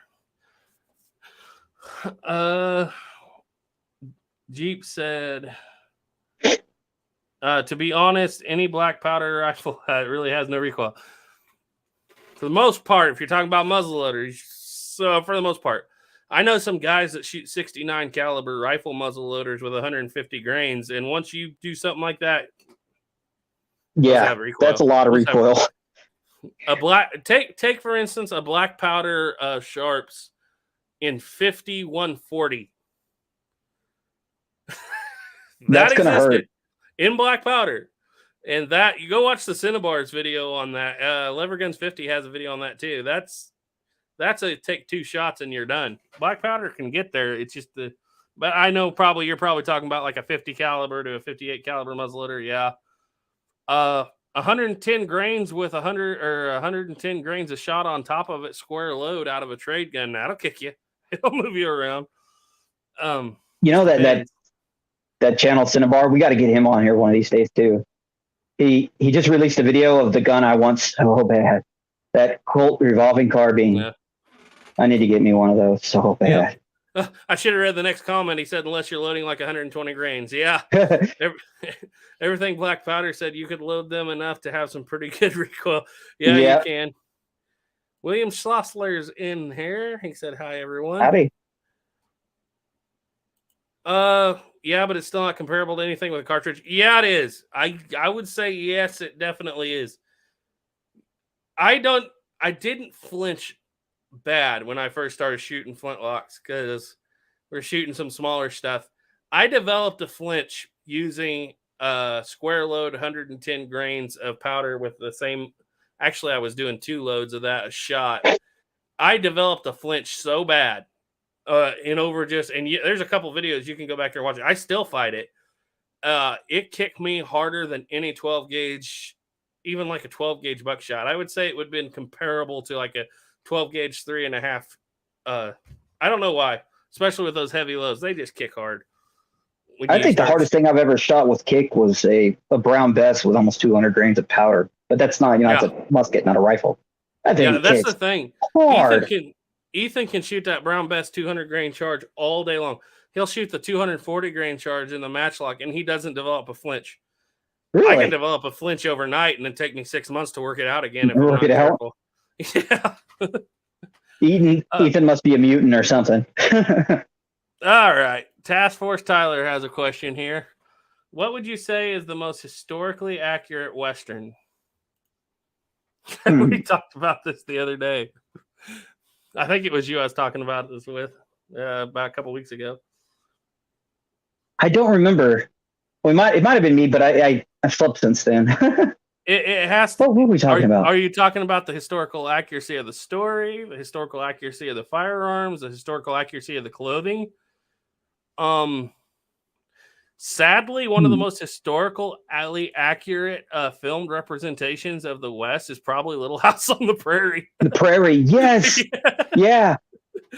Yeah, I mean, it's just everyday life of farmers and stuff, in that. And obviously, it's very overly dramatic, but, they carry guns when they need to. It's obviously not one of my favorites, but, it's pretty historically accurate. As far as movie goes, Josie Wales is pretty good, minus the fact that he has 2 walkers. 2 walkers? There weren't very many walkers around at that time. I mean we do know they were in the Civil War, but it might be possible, but it's not likely to be possible. The Gatling gun scene's a little out of place, even though they had Gatling guns. They weren't that variety. But yeah, go ahead. What do you want to say? That's pretty well it for me. Oh man, that's kind of where I'm at too. It's very rare to actually see a movie where everything is perfect. Mm-hmm. Heck, I was watching The Searchers the other day, and they got single action armies, and that's like the 1840s or 50s. Well, no, it's after the Civil War. That'd been 1860s. Yeah, I think he says the Civil War's been over for 5 years in the beginning, so it's 1870. Okay, then it wasn't the Searchers I had the problem. I watched a movie where it took place in Comancheros. I think it might. Yeah, it was like way. But it's like, hold on, you got a 92 Winchester, and it's 18. What? Yep. Yeah. See, it's almost forgivable in the Searchers to an extent if he had a 73 instead of a 92 Winchester rifle, because it basically seems like it starts around 1870, because I think he says it's been 5 years since the war ended. Maybe he said 3, I can't remember. But they start hunting for Natalie Wood when she's like 8, and she's obviously like 20 a grown woman when they find her. Yeah. So they should have started off with conversion pistols and just say 10 years. Maybe like a trapdoor. And then at the end, have it like either a 73 and a single action army, a 73 Winchester. That would have been perfect. Say it takes them 10 years to find her. Well, you're in late 1870s, 70s. By then. Then the guns are pretty close then, Yeah. But you got anything else? Or historically accurate Westerns? Man. I mean, I'm sure I could think of one, but I just can't write at the moment. It's always something, though, because like one of the most historically accurate scenes is in that I like in one way. It's kind of funny. Is going to be in Open Range, where bad guy's going to take over the town and has everybody buffalo. Well, when they actually push comes to shove, the entire town just comes out and shows up. Yep. But I believe that is 100% correct, because look at Coffeyville. Look at what happened at Coffeyville. Yeah, or Northfield, Minnesota. That's the kind of people that there were out there. So that's really accurate. I love that about that movie. It's not like a movie where all the townspeople are hiding and waiting for a sheriff's job. But at the same time, Kevin Costner's pistol shoots 13 times, and Robert Duvall's shotgun blows a 4 foot by 4 foot hole in a wall and blows a guy across the alley into, So, but if they would have lightened that back a little bit, it'd have been good. It's always something like Hostiles. Hostiles is historically accurate, but it just drives me crazy that the story I don't think is year. The story doesn't make sense. No, it doesn't. Take the train, You tell me 1883 wasn't right? I still want to know why they were still taking that system in 1883. Yeah. Why didn't they just jump on a train? Lonesome Dove is really good. Yeah. I mean, it's hard to find an act. I mean, they're there, but it's always something. They'll get something perfect in one area, and it's movies. And you got to keep it entertaining, so it can't always be 100% Little House on the Prairie. What's crazy is thinking about the scene where the whole town comes out and fights. The idea of thinking that these people, travel. A lot of these people came from Europe. They traveled across the open plains in wagons, trying to survive the whole time, and then that they're, you got to be a pretty tough kind of person, and then just think that they're just going to run and hide. I don't think that there were those kind of people. If you're going to go in the middle of nowhere and live on the plains, you're going to have to be a pretty tough person. And and know how to use your weapons pretty well. Obviously, and you got to think probably over half of them fought in the Civil War. That's true too. Yeah. Well, can you imagine? Life's cheap. Somebody's not going to just come run roughshod over you. I mean, it's like right at the end of World War II, thinking that all these people are just going to run and hide at any little instance. All these people are veterans. Most of them fought. Yep. Think about like the Wyoming cattle wars and stuff in the 1880s and the 1890s and stuff. They never took over a whole town. Even the big cattlemen with all the gunmen and stuff, they'd find 2 or 3 guys hanging out at a ranch somewhere, kill them and try to scare people. But it's like, it was very difficult to do. It wouldn't have been like, and actually in real life, John Wayne and Clint Eastwood had it out a little bit over that. I don't think Clint Eastwood did, but John Wayne did with some of the producers. He's like, the one movie he did not like was Gary Cooper's High Noon. He said he's got this town marshal running around like a chicken with its head cut off because 3 hired guns are coming to town, and this entire town of people, nobody can help him. I mean, maybe you just don't like him, but I agree with him there. It's like that. It always felt weird, and when Open Range did that so well, it's like, obviously nobody was going to stick their neck out to an extent, but it's like when push comes to shove and this guy's threatening people in town with violence, the whole town just comes out and just blows him to pieces, and it's perfect. It's wonderful, and I love that scene. Yep. Okay. Stephen M. Mann asks, have you ever heard of Russ Hamlock? Off the top of my head, it doesn't ring a bell. Yep. Jeep said, I don't like the coatings that Pedersoli puts on their stocks. My Hawken fell one day and dented the wood with wax or plastic coating, turned white, colored, peeled off. A lot of people don't like the red. I kind of like the red, though. I've noticed that the red, at least on the Colts, is pretty accurate. It's sometimes it's a little too bright of a red, but original Colts had pretty bright red wood. Early on, yeah. Yeah. You see it. Depends on the finish. Like we found out that, and I actually was talking to By Land and Sea about this, and he was talking about the finish that Springfield used on the trapdoor rifles, because I had a gun that came to me with a completely smashed stock. The end was broken. The receiver was actually cracked right behind the pressure point, and we fixed it. We fixed everything about it. And I told him, I said, all I did was put raw linseed oil on this, and it literally looks exactly the same as anything else. And he's like, yeah, because historically they just dipped them in linseed oil and wiped them off. Yeah. I was like, is that the one you guys wrapped with rawhide? No, it was wrapped with rawhide and held together with horseshoe nails. And whoever had done this had hit something with it so hard, well over 100 years ago, they had cracked the metal back where the tang bolts up to the stock, and they had broken the stock. They put it together with horseshoe nails and then wrapped it with rawhide, and it was not good enough, because when we got it, it was broken clear in 2 again. So I used Tight Bond 3, and I went through with hickory dowels, and I fixed it right. Yeah. Like, you can't hardly tell it was broken. But that's what I told him. I said, man, I've never actually, obviously, I'm not sporterizing these things and sanding them down and refinishing the stock. So I've never done it before. And so I just did it. And I was like, I don't know what they use because I hadn't seen the record of it. And he had, because he has obviously by Land and Sea, go check his channel out, guys. He has access to records that I wish I could only dream of having.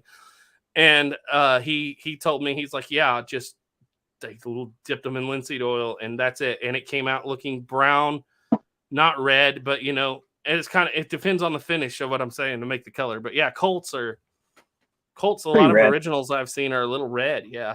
So I've noticed that if it's the military version, you know, it's more of a oil finish on the grips, and it's more brown than red. It's got a little red in it. But if you get a civilian version with the high gloss, like say for my 49 pocket model, it's not quite as red as like say a Uberti, but if you added just a tiny bit more darkening to that, that's about what it looks like for the civilian version with the really thick lacquer. That's kind of how it looks. It's a little bit darker, but it's pretty close. Yep. Wes Mosser Outdoor Hobbies was swampy. He said, love my Southern Mountain Rifle 36. That's a good name. And yes, I love my Southern Mountain Rifle 36 too. It's one of my favorite guns. Doug Duke said a good file can fix those Italian markings. Yes, sir. Everything Black Powder said I'm reduced to making 50-70 out of 348 Winchester and other strange cartridges. Yeah, I've heard you can do that. I didn't mess with it. Like I said, I just went on Gunbroker, and I paid more than I should have, but they're going to last a while. But I'd wait for an auction that was like, obviously the first thing is like money order only. Those are always going to go cheaper. And then I'd pick up the 7 and the 20. I got into a bidding war once for 150 pieces of brass, and I dipped out at $200. And a lot of money going, and it kept going, and it kept going. And I think it went for $900 because it was just, but I could buy about that much for less than, well, probably $300 for that much if I just bought it in little batches. And so I was like, by the time it was said and done with taxes and everything, whoever bought it paid $1,000 for that piece of 150 pieces of brass. And so it wasn't very long afterwards that I was talking to by Land and Sea, and he told me, you know, there was a pile of 150 pieces of brass on the internet one day. I ran it up to $800 and lost it. I was like, well, I know exactly what you're talking about. And then he told me, he's like, man, I was bidding on a Forager 1870, an 1881 Forager shotgun. And I was like, yep, so was I. And we both lost it. That's the only one out there. You know what's funny is a couple of the times I've bought guns from Gunbroker and posted them after I got them, I've actually had people say, oh my God, I was actually bidding against you. That's so cool. You know, yada, yada, yada. The 1860 my wife got me for Christmas. Yeah. Those people bidding that came out after I made a video on it. Yeah. William said I always strip the stock or then refinish, usually French rub with paste wax. Yeah, I'm partial at Johnson's paste wax. AR American said everything Black Powder, can you neck up 4570 and 5070? No, you cannot, because 4570 is straight walled 45 all the way through, and you got to get up to 50, obviously, for the 5070. Lone Dragoon said, hey, everyone. I was able to make it. Good. Howdy. William said to use this steam iron to lift dents on the woods. Yep, works pretty Hardy's good. Hardy's in. Sorry if I missed you earlier, Hardy. He said, hello to this channel, you silly humans, was on Snapper's End, and looks like this is where the comment section is. Well, I can't see. Yeah. We've been running 40 between both channels, though, so we're doing pretty good. It's all good. Yeah, Jeeps, I've been doing that for years. Got a lot of videos of that, actually. And pulling both triggers, yeah, I used to do that a lot on my external hammer shotguns till I realized that's what breaks the stocks.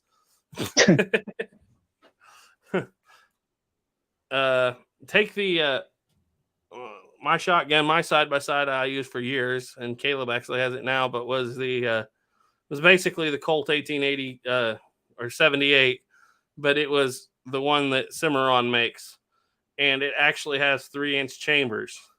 So I was loading up hot 3-inch slugs in there just for the fun of it back a long time ago. And I never broke that stock, but pulled both triggers. And in order to get them to both go off at the same time, there's just enough room I could put a 12-gauge shell between the triggers.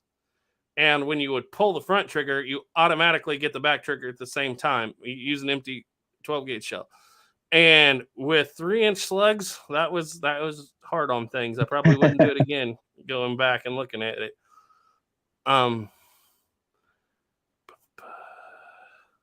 Yeah, he said was testing his stock repair on that gun. Huh? Yeah, that's what I'm saying. It breaks them, especially those ones with external hammers.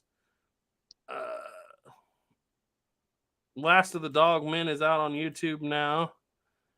William Foster said, I spotted 2 Colt 1860s in a Remington New Army in a Japanese samurai movie on YouTube. LOL, 1870 era.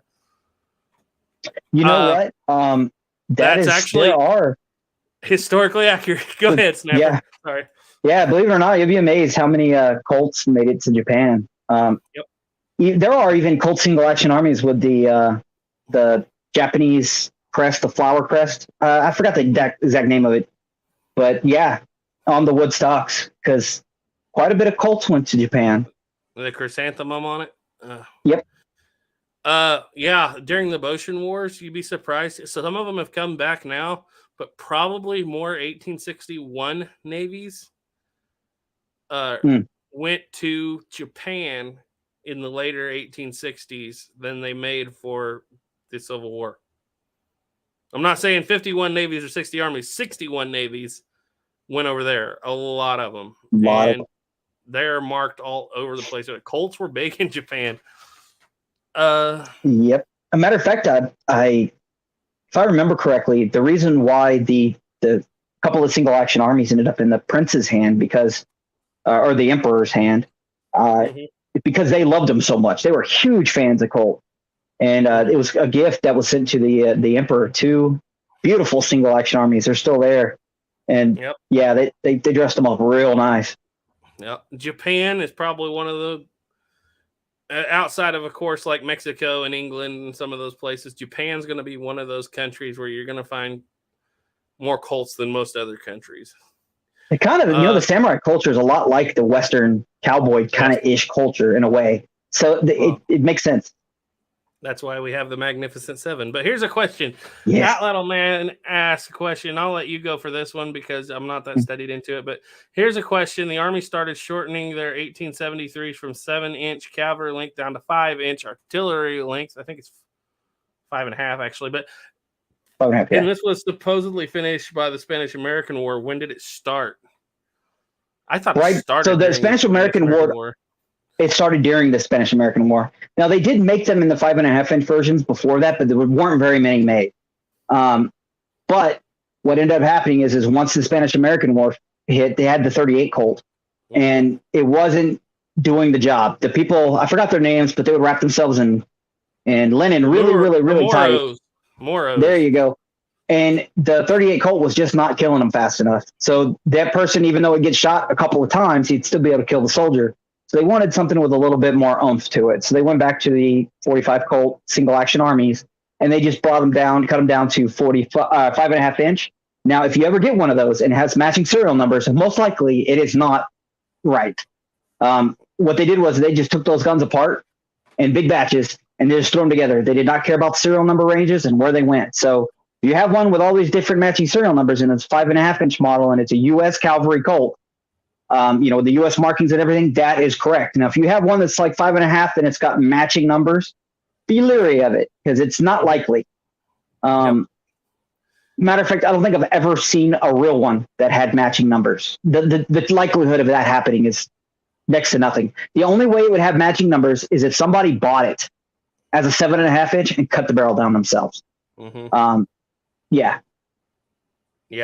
But if it's actually one that you're looking for in that range, it's not going to have matching serial numbers. So Did Colt do that in the factory, or did they actually send that to Springfield to have that done? Do you know? I believe it was Colt, because I was always told it was Colt. And everything I've read, it was Colt. Usually, when they try to do something like that, no matter where it's done, they try to get it done in like a year, maybe 2. Like they'll send batches in and batches out. It's not like something that carries on over 10 years or so. Usually. Yeah, no, they did it quickly. Matter of fact, a lot of people don't know this either, but there was even something kind of similar that happened in World War II.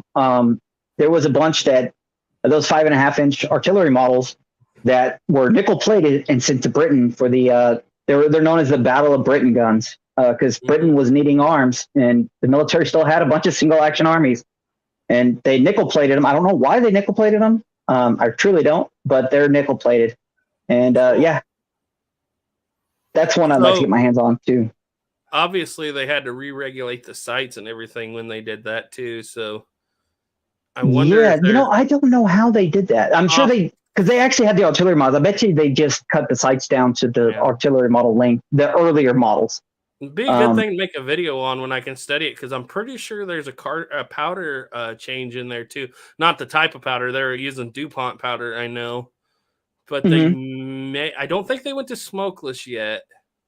No, well, after I think they during the Spanish, it would have been black powder still. It was once it went for the Battle of Britain, those were converted to smokeless, I believe.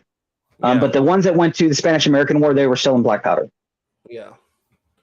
All those were original cavalry models. And as a matter of fact, it's not uncommon to have.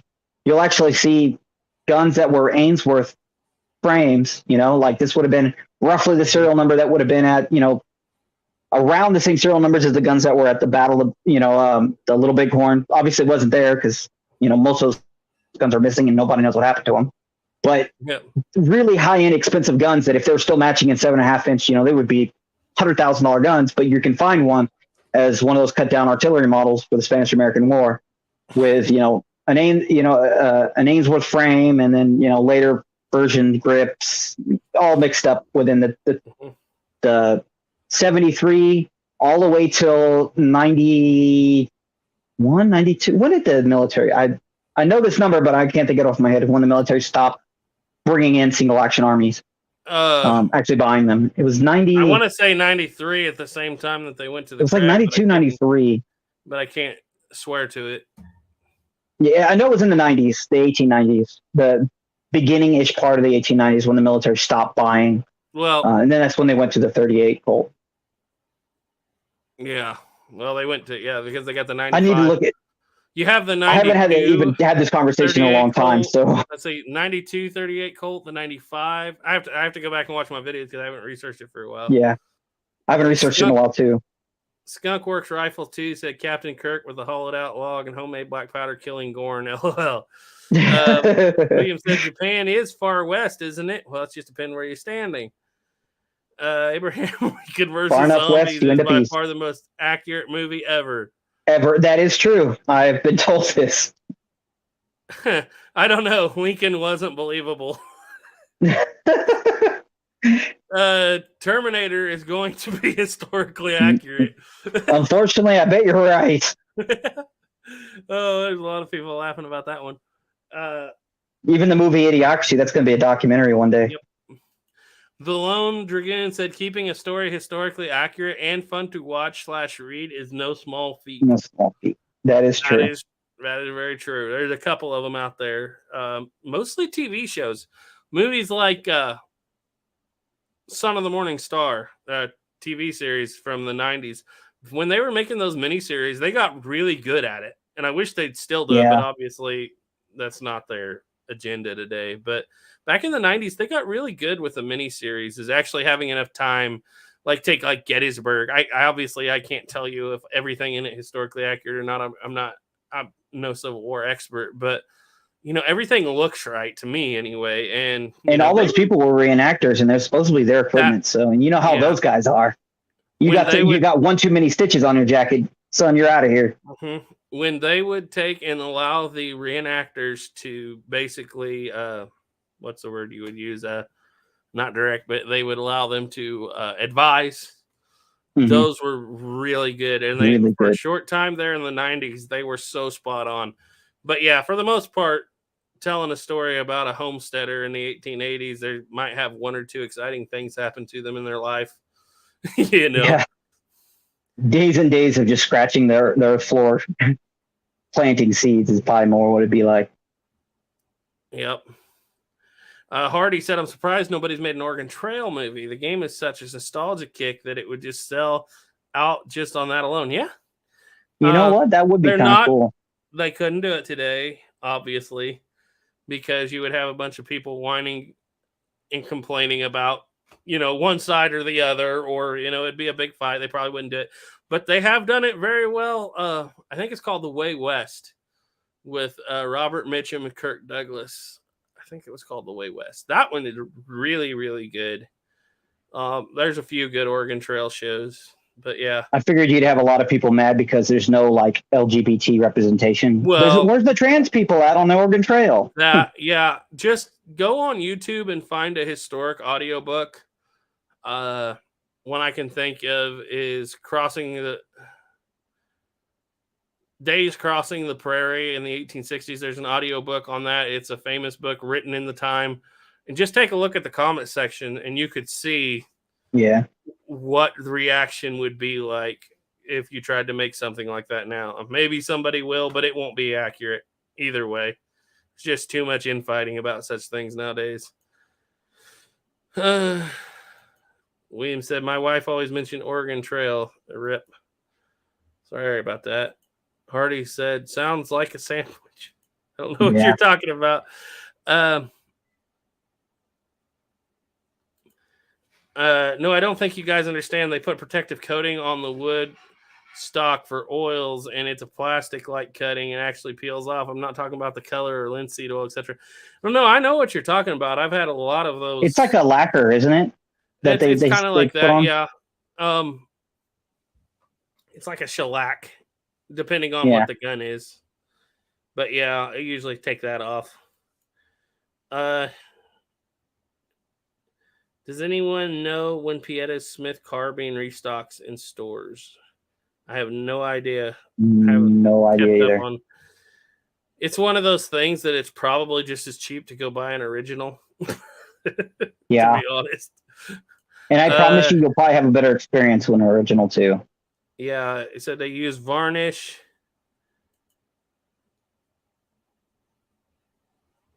Yeah, Louisiana Gray. We just kind of jumped on for the fun of it because Snapper and I hadn't talked in a while. He's been away from home and I've been busy. And our days of doing this are numbered until July. We have 2 more live chats, both of them on Saturday, lined up until the 3rd of June, I think, and then we're done until July. So we got to go cut wheat. I might try to do something during that time, but we got to figure out how to do it. Yeah, Snapper probably be hosting the show. Yeah. Let's see.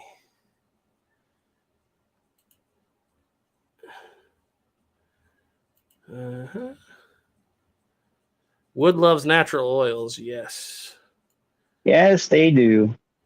You got to watch out with the modern boiled linseed oil because it has a hardener.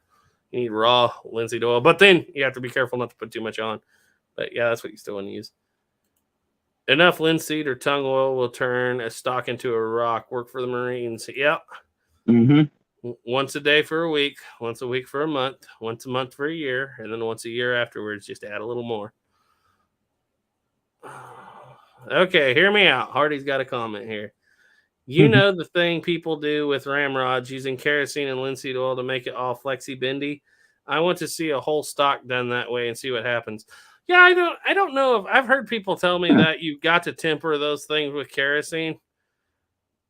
I don't really find a lot of sources for that. Maybe somebody probably has linseed oil pure on hickory makes it a pure hickory ramrod where the grain does not run out is hard to break. I mean, obviously it can't be done if you're being stupid, but I haven't ever, I've got a lot of ramrods that I've had for a long time. Now, Caleb is a ramrod breaker. He broke 4 in one day. Mostly it was because they were all not hickory. They were the ones that, but I have never actually broken in my life a true hickory ramrod that had a good grain that never ran out. And I don't know if that kerosene, I mean, I suppose you could do it to temper them with the kerosene, but I just use linseed oil. And if you're that kerosene tight, just open it up a little bit or something. What does the kerosene do? I don't know what they do. But they temper it with the kerosene. And people have told me over and over again, oh, you got to temper those ramrods with kerosene. I'm like, if you got a ball in there so tight that you got to have a hammer to drive it down, you should probably change something, you know? Yeah. Number one Big Bear said, I've heard on other channels that Flint comes from the USA is not real Flint. If that's true, where does the best Flint come from? France, as far as I'm concerned. But some people may. Atlatl Man said Garrett Motion War video when I touched on that to an extent in the what episode was that, Snapper? Help me out. I know you and me talked about it before I made the video. Yep. 61 Navy episode, which was episode 5. Hold on. We got the episode 7, I think. It's in there. When you first click on it, if you see me being stupid, then you got the right video. Yeah, on the 61 Navy video, I touch on in there. I would honestly, I would rather do, before I do a video on the Boshin Wars, I'd rather do a video on Colts and the Fenian raids, because that pops up. Yeah. When you're studying Colts, the Fenian raids pops up everywhere. It's a big deal with Colts. Last Samurai was somewhat accurate. Yeah. Mm-hmm. I believe he had a Colt in that movie, didn't he? He had like an 1860. It's been so long since I've seen that movie. Yeah. Gary Boyer says supposedly England has the best actual flint. I don't know, because to be quite honest, the American flints that I generally get are okay, but I agree with you there. The French flints are good. Maybe the English ones last longer. I don't know. It's all kind of relevant, you know, whenever if flint's a flint. I don't know enough about flint to even say anything. Yeah, I'm like, is that rock of flint or is that rock of flint? Yeah. You'd have to talk to Ethan. He's the big flint guy, but every flint that I've ever got from Track of the Wolf seems to work pretty good for me, and I usually get English flints from them. So, but I've heard a lot of people, I've heard a lot of people tell me that French flints are better, but I don't know. Let's see. Louisiana Gray said, good evening to you, Snapper. Good evening, sir. Lone Dragoon said, Tom Cruise's character in Last Samurai is supposed to be Jules Brunette, however you pronounce it. But the Flintstones are all American. Yes, sir. Hardy said, talking about those nickel-plated guns, maybe they plated them for protection against England's rainy, wet climate. It's most likely probably why. Number one Big Bit said, every movie is great except when they put Tom Cruise in it. Let's see. I don't mind Tom Cruise all that much. Yeah. You know what? I just got notified on my phone that this chat's going on. Hey. Good old YouTube. Jeeves said, well, apparently Alec Baldwin's Westerns are historically accurate, even down to the ammunition. That's pretty historically accurate ammunition.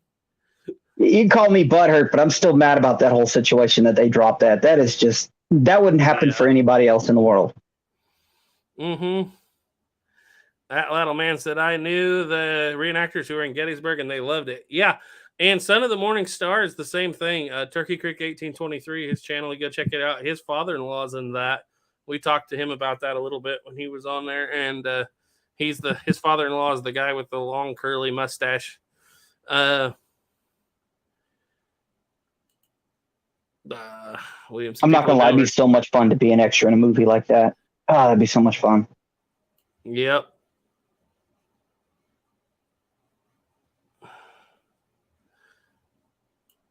Hardy said, something I've been thinking about as far as reproduction and manufacturers go, They are dealing with a very small niche demographic. Why don't they do appearances on shows like this? I don't know. That's a good question. Probably because most of them are in Italy. And you do see them on some of the bigger shows every now and then. What is his channel? Cap and Ball? Is it Cap and Ball channel? Ball. Yeah, he Pedersoli quite often. That's really one of the selling points for the Kibler rifles is Jim Kibler has his own YouTube channel, and he'll just sit there and build a rifle and just talk to people in a chat, or he'll do Q&As, and people, you really feel like Jim. And if you call and ask, then you might even talk to him on the phone. Of course, he's been so busy these days, he's hired more people. But actually, I honestly think that there was a channel that's been inactive for a long time called Black Powder TV, or Bob over at Black Powder TV. And he did some videos on the Kibler Southern Mountain Rifle. And he took off, and Kibler's kind of took off at the same time, I noticed. And I really think they owe a lot of their success to YouTube channels, to be quite honest with you. And there's getting to be so many, Ethan from I Love Muzzle Loading, Black Powder Maniac Shooter. Yep. I love those guys over there on the east side of the Mississippi, because when you're west of the Mississippi, if it's not tumbleweeds and saloons, the history, nobody cares about it that much. You go up to Fort Laramie, which in the 80s was a hot spot. You just don't see on a regular weekend, you won't see that many people. In contrast, you go back over to like Davy Crockett's birth cabin over in eastern Tennessee. I was there last summer. In a weekday with rain pouring, hundreds and hundreds and hundreds of people over there. And they gear stuff towards kids. They build playgrounds for kids. They build, parks. They have walking trails. They encourage you to go walk through the woods, where Davy Crockett walked, stuff like that. And it's like, and people back there love their history. And obviously places like Tucson, they're still big out here in the West, but it's like, it seems like the Western history side of things is kind of drying up. Whereas over on the other side of Mississippi, people still have a passion for their history over there. And I really enjoy that. I was just so shocked because I went on a historic tour, Tennessee, North Carolina, all the way through there. And I was just shocked. Obviously, there's a bigger population, but it's like there were people talking about history and reading about history and walking through history, and little kids singing Davy Crockett in the woods, and I was like, man, this is like what people said our side of the country was in the 1980s. It was insane. I actually absolutely. What? I think a lot of it on our side is like where I live. There's technically a lot of old mining towns. They're ghost towns now, and there's still remnants of them there. And there's a lot of history in this area, but 99% of it gets destroyed for something new. And it's pretty sad. Most people just don't care about it anymore. Most of the people especially when the farther west you go, they really don't care about the history that much. It's only small niche groups of people that do. Everybody else thinks it's ugly and it's boring. And why don't you build some stupid something there? Yep. And yeah. And just to bring it back to what Hardy was saying there, I think that's why people like Kibler, and they're kind of going through a little bit of a mini renaissance as far as muzzleloading and stuff goes over there, because there's just so many good people. Kibler's got his own channel. YouTube's helping a lot, So yeah. I really do hope that eventually there'll be another really like golden age of cowboy era style stuff, personally. Not just, older or newer, but I really love to see another golden age of cowboy Western movies that inspire people to get back into the old Western stuff. Yeah. Wes Mosser Outdoor Hobbies Swampy says, have you ever shot conicals out of your Southern Mountain Rifle? And if so, what size? I have some 3.61 bullets. I reload in my Smith & Wesson. They work good. No, I have not, because you need you need patch. And that one, I can't remember, but it has a very slow twist. It's got a round ball twist. I don't think conicals would stabilize out of it, and you would have to have a mini ball style conical, and it would have to be like a 3 you basically would have to have a 350 with a hollow base, or maybe a 355 or something with a hollow base. Grey Wolf is in. He said, I think in a syntactically view, Flint is technically the type of boy, Grey Wolf. You got me on some of these words that is found in England. Those are big words. Cheat or other type of crystal, something. Stone is all the same. Agree with you there. Cap and Ball was a national rep at Target competitions, though something of a celebrity and has an inside type connection. He does. Yeah. But I honestly think I kind of feel like in a weird way that Pedersoli's got out of touch with their base over here. And like I said, if they don't watch out, Kibler's going to smoke them if Kibler ever decides to go start putting out a lot more stuff. Because or Kibler at least bring their prices down. Yeah, that would be at least nice too.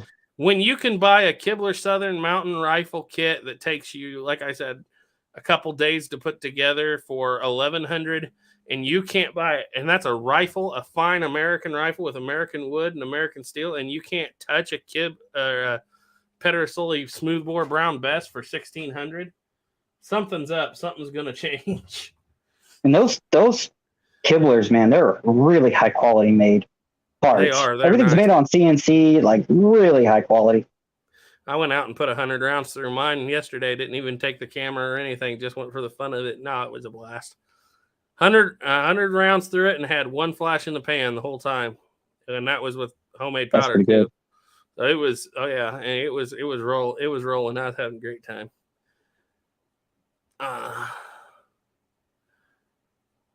Okay, we're almost down here in these comments.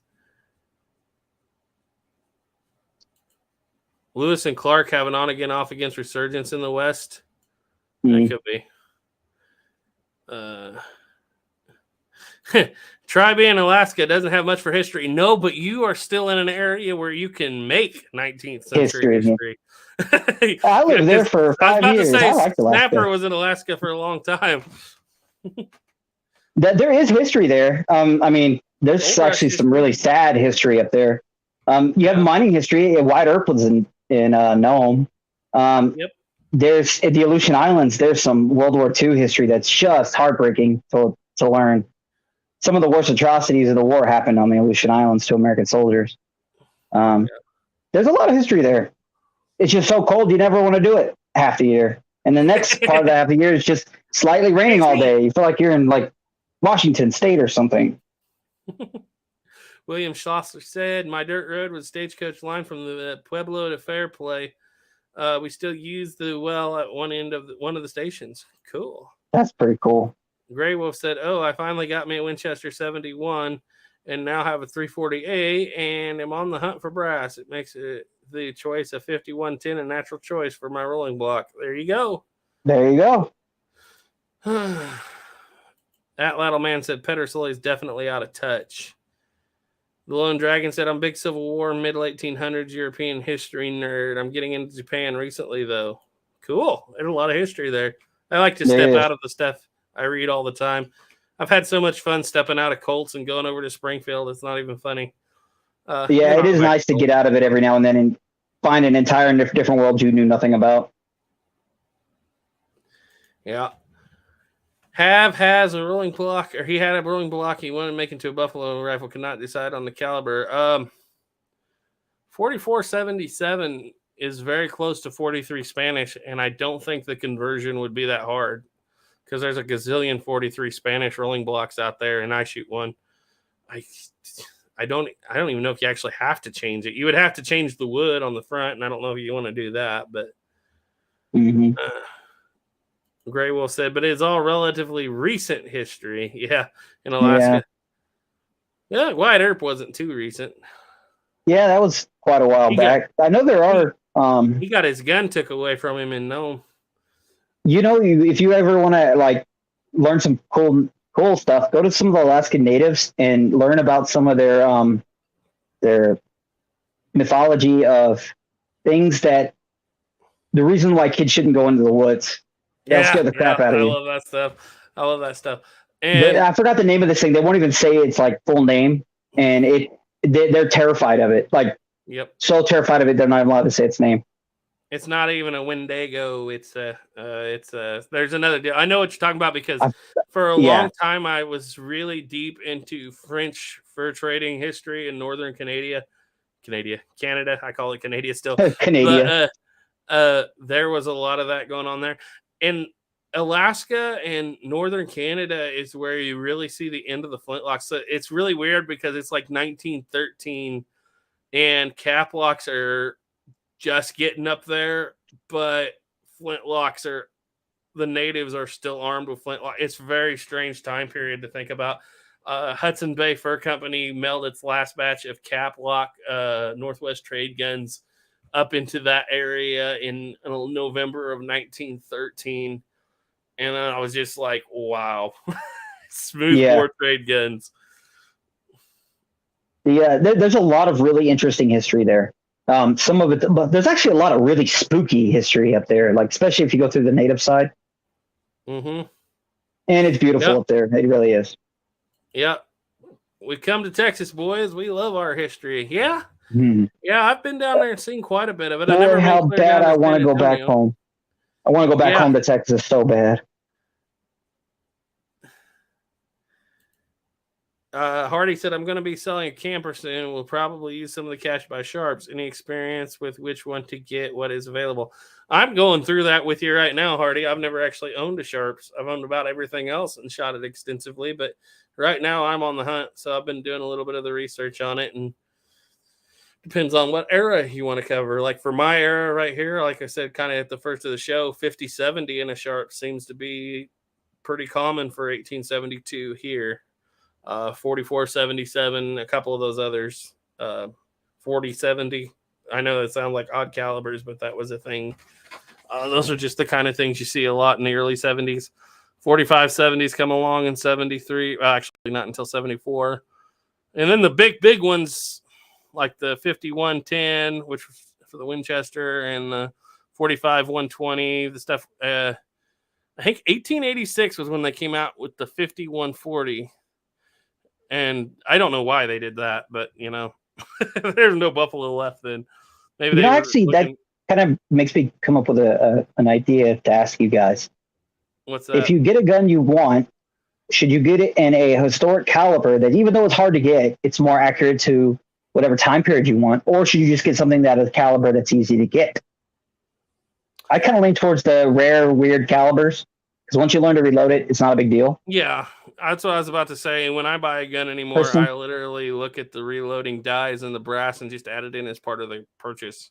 Same here. What I'm going to spend. I used to go, well, I want a caliber that I already can reload for or easy to get. And I'm not that way anymore because I've learned to have a lot of fun with some of these weird calibers.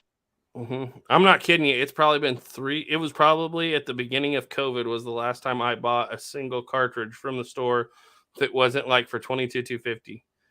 I don't buy it at the store anymore. I buy shotgun shells and that's about it. The last time I bought cartridges was for 45 Colt, and that would have been 2019.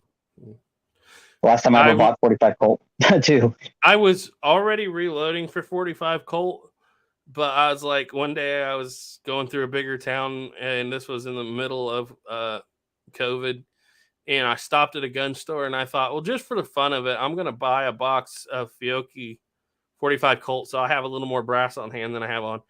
And this was just cowboy load Fiocchi, $125 a box. Yep.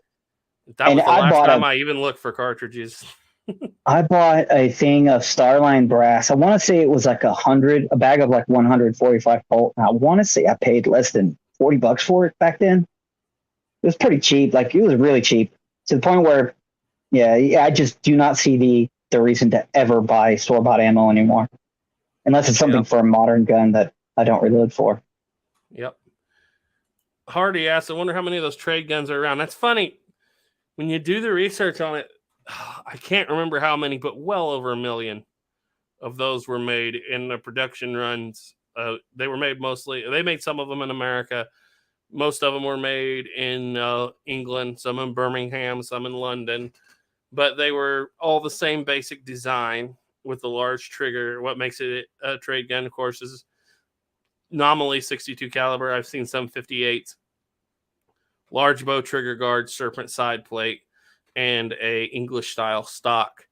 And millions, I mean, over 1 million, I can't remember the exact number, but possibly 2 came through the trade companies to the natives, and not just to the natives. I mean, everybody bought them, homesteaders, mountain men, miners, everybody bought them back in the day because they were cheap and it was like having a shotgun. And it just worked good. But the thing is, they were not considered. Like, if you bought a Hawken back then, obviously there's a few stories of people taking the barrels off and using them for things, but if you bought a Hawken back then, that was a status symbol. Like, you paid like crazy money, 4 or 5 months salary for that thing. It was insane, and you would take care of it. But with all these millions of trade guns around, it's like a Glocks today. You don't talk about it, you don't care about it, you throw it in the seat. And you can still find them today. A lot of them have been converted, but a lot of times you'll find them without the side plate or the serpent side plates. Well, you'll see pictures of natives with like 30 of those serpent side plates making a breastplate, and they'll take the butt plate off and use it as a hide scraper. And you'll find them today. Mostly they'll be converted to cap locks, and they will just be beat to death. Yeah, I mean, there are not a lot of them running around for how many were made, but that's just a testament to how much they were used. And that's what I noticed, especially doing my Springfield studies, is these natives would get guns, and 2 years later they'd be captured. And like, even their Winchesters, like you would get Winchester 73s. They captured some of them in 1879. None of them were working. Like, they were single loading everything that they had for Winchesters after about a year because they had no supply chain to fix their parts, really, and they lived outside with them. And when those natives have guns, they use them so hard and they live such a rough life. They got like a 5-year life expectancy. I was shocked. They brought in like 10 in October of 1879. They brought in 10 Winchesters, 60s and 73s. And they weren't even repairable. Not one of them was repairable. They took them into Springfield, and I was like, wow, what kind of life they must have lived for that short a time period to be completely inoperable at that point. Now, they brought in that same month, they brought in 160 Lehman trade rifles, and they were still working, most of them. So, and that's just because the Lehman trade rifle was way more simple than the 73 or the 66, and then I was like, well, that right there is the answer to the question people have always asked: why not adopt the lever action? Because in the field they were just a nightmare to keep going, I guess. You would have to have one heck of a armor with a lot of supplies, I believe. Yep. There's a big difference between going out and shooting for fun and then doing like bounding to an enemy or any other crazy thing you use your rifle for. Try smacking your rifle against a tree a million times. That's what bayonet fighting would be like. Yeah. And Gray Wolf said natives held on to flintlock well into the 20th century, even to the point of using deck guns, harpoons, and scatter guns. Yeah. I'm going to click here. Hardy said, looking at the same time frame, Buffalo Hunter days, read a book about when you use 40-90.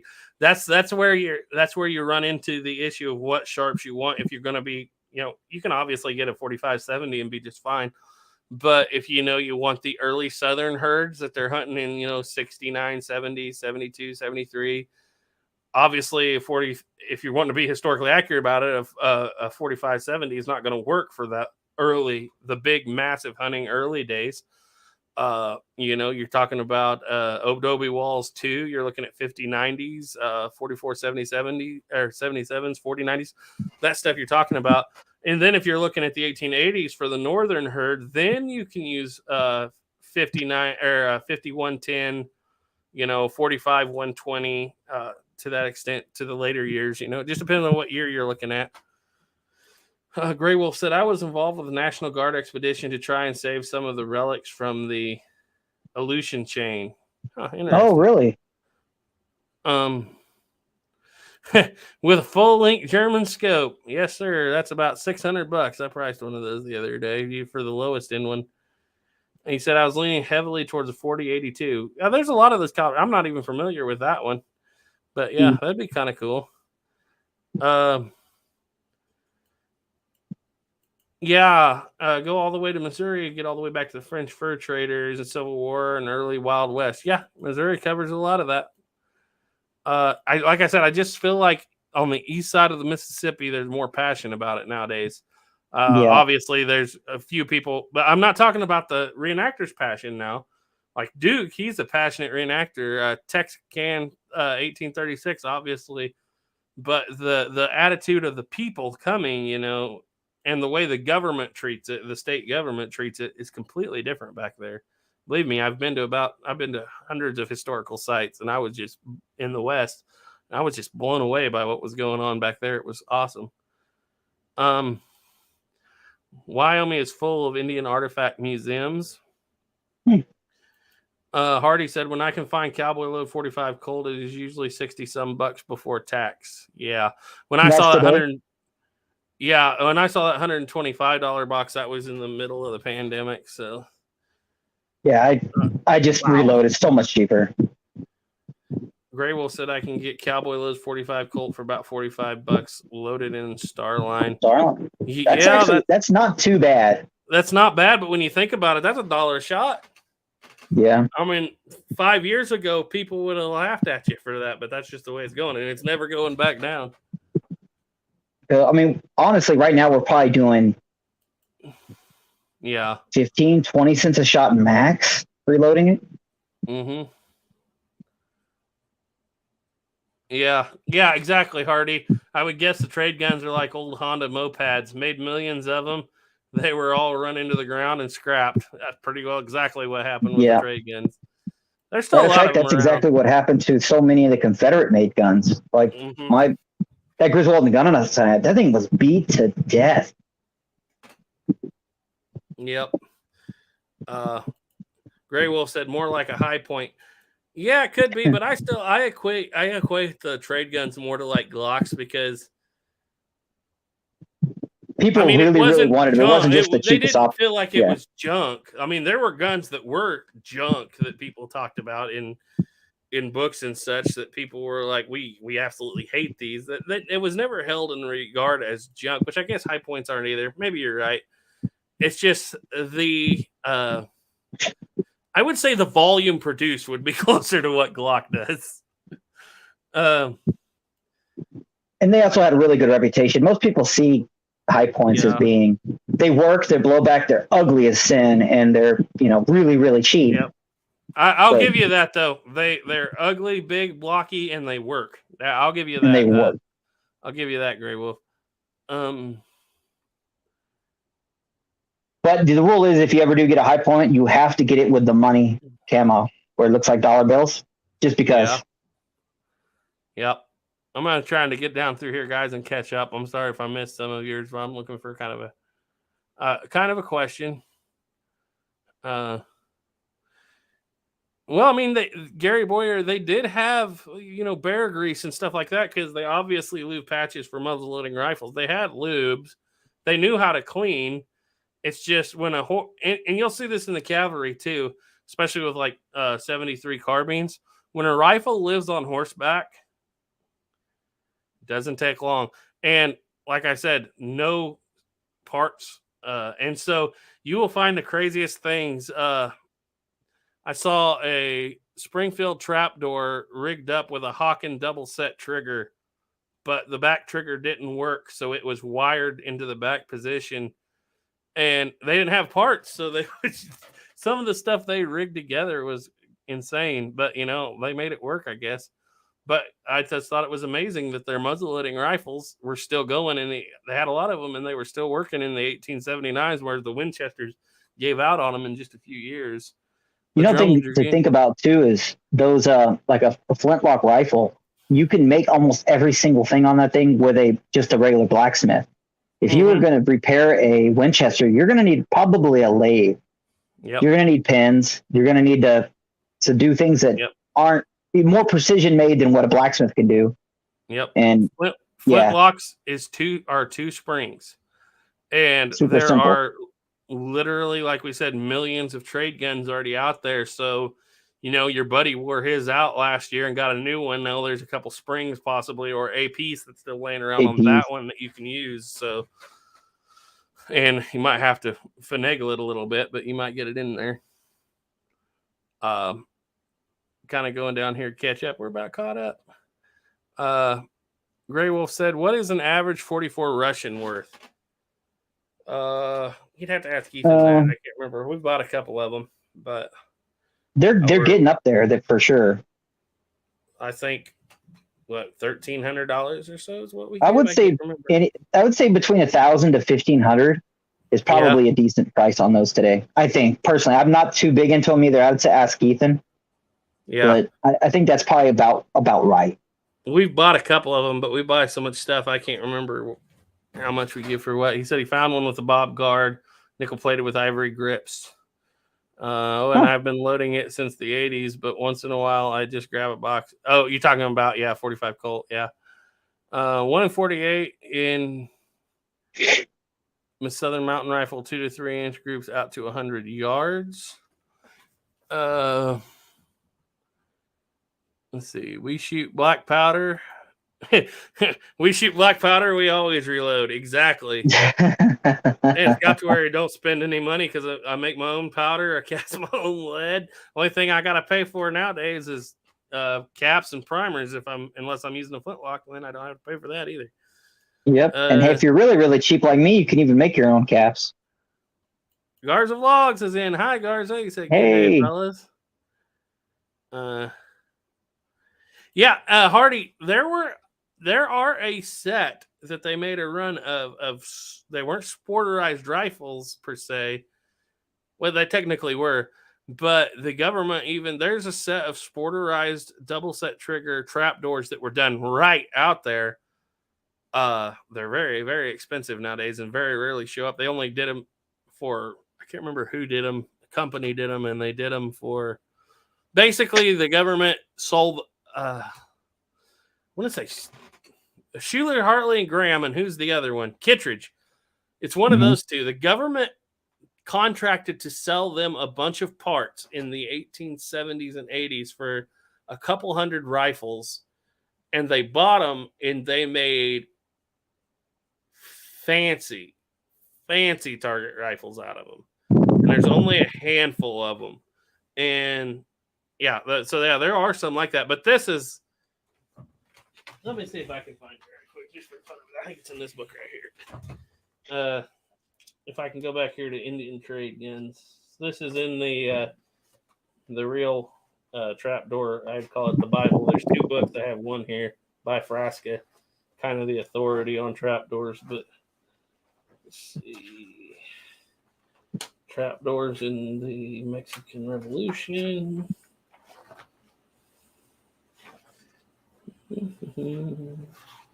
I think, captured Sioux guns. I think this is funny. This is October of 1879. Captured Sioux and Cheyenne loading. Henry. They call it Fort Henrys. All of them worn. 3 of them worked. Three of them did not work. One of them worked barely. They captured a bunch of Winchesters. None of those worked. Like 15 of them. Spencer carbines. They all worked, but they were really, really worn, and stocks were broken and worn. Sharps carbines. They captured 13. And actually, the Sharps carbines, the single shot rifle, quite a few of those worked. Out of 14, only 4 of those didn't work, but a lot of them had broken stocks, broken tang screw. Like everything has something broken on it in 1879. Miscellaneous carbines, you got Warners, Jocelyn's, Stars, Frank Wesson carbines, Remingtons, Gallagher's, Merrills, Smiths, Ballards, all that. Basically, that month they brought in 21 miscellaneous carbines. They brought in 16 Winchesters of different kinds, 23 Spencer carbines, 13 Sharps, 21 randoms, This is Lehman's page. All of it. This is Lehman's page. All of it. And by the way, they're all fair, and yes, they work. This is Lehman's page. All of it. This is Lehman's page. Half of it. So in 1879, when we talk about all the natives using, and these are Cheyenne and Sioux captured guns, and we talk about all the natives using Winchester repeating rifles, which there were obviously some at Little Bighorn. A few years later, in 1 month, they captured 162 muzzle-loading Lehman trade rifles, whereas they got 14 Winchesters. And these are Indians natives that are surrendering. So it's like when we talk about it, the muzzleloader lives on and on and on. Yeah. And you would think, being that those are the ones surrendering, if a person before them had died, they would end up with a better rifle, I'm sure. Yep. If it had survived. So that's probably the best of the guns that are left. Yep. Hardy said if the lock goes bust on flintlock, you can pull a young John Browning and use a flaming stick. Yeah, make a matchlock. Grey Wolf said father and his brother used to go for hunt with an external hammer 22 with a busted mainspring. One aimed and the other whacked the hammer with a stick. Oh, that's funny. That's great. Speaking of how are your homemade caps working out for you? How do you like them? Snapper makes those. I don't. What do you think, Snapper? I don't make them too often. I like to buy my caps because they're just a pain in the butt to make. It's very fiddly and it takes a long time to make a bunch. But they do work really well once you make them. The biggest problem you run into is just they're fiddly and they take forever to make. They're not worth it to make them if you can buy them. But if you can't buy them, the only way you're going to shoot is by making them. Yep. And Louisiana Gray said, luckily I'm still finding Remingtons. You must be finding old stock because I don't even think they're making them anymore. Which is sad. I don't mind the CCIs, but I was never a CCI shooter before, and now that's all there is. So I guess I got to make my own. But I would love to get my hands on more Remington number 10s. That's my favorite to use. Yeah. Yeah, you got to handle a Trapdoor Cadet. I love that Trapdoor Cadet, that 69. Just a little slimmer, a little shorter. I really do like those. Yeah, I really like yours too. Just being the caliber and the size, that's a really handy little gun. Yeah. Yeah, Hardy, anybody make a repro? Actually, nobody makes a repro per se, but they make some really close to finished kits.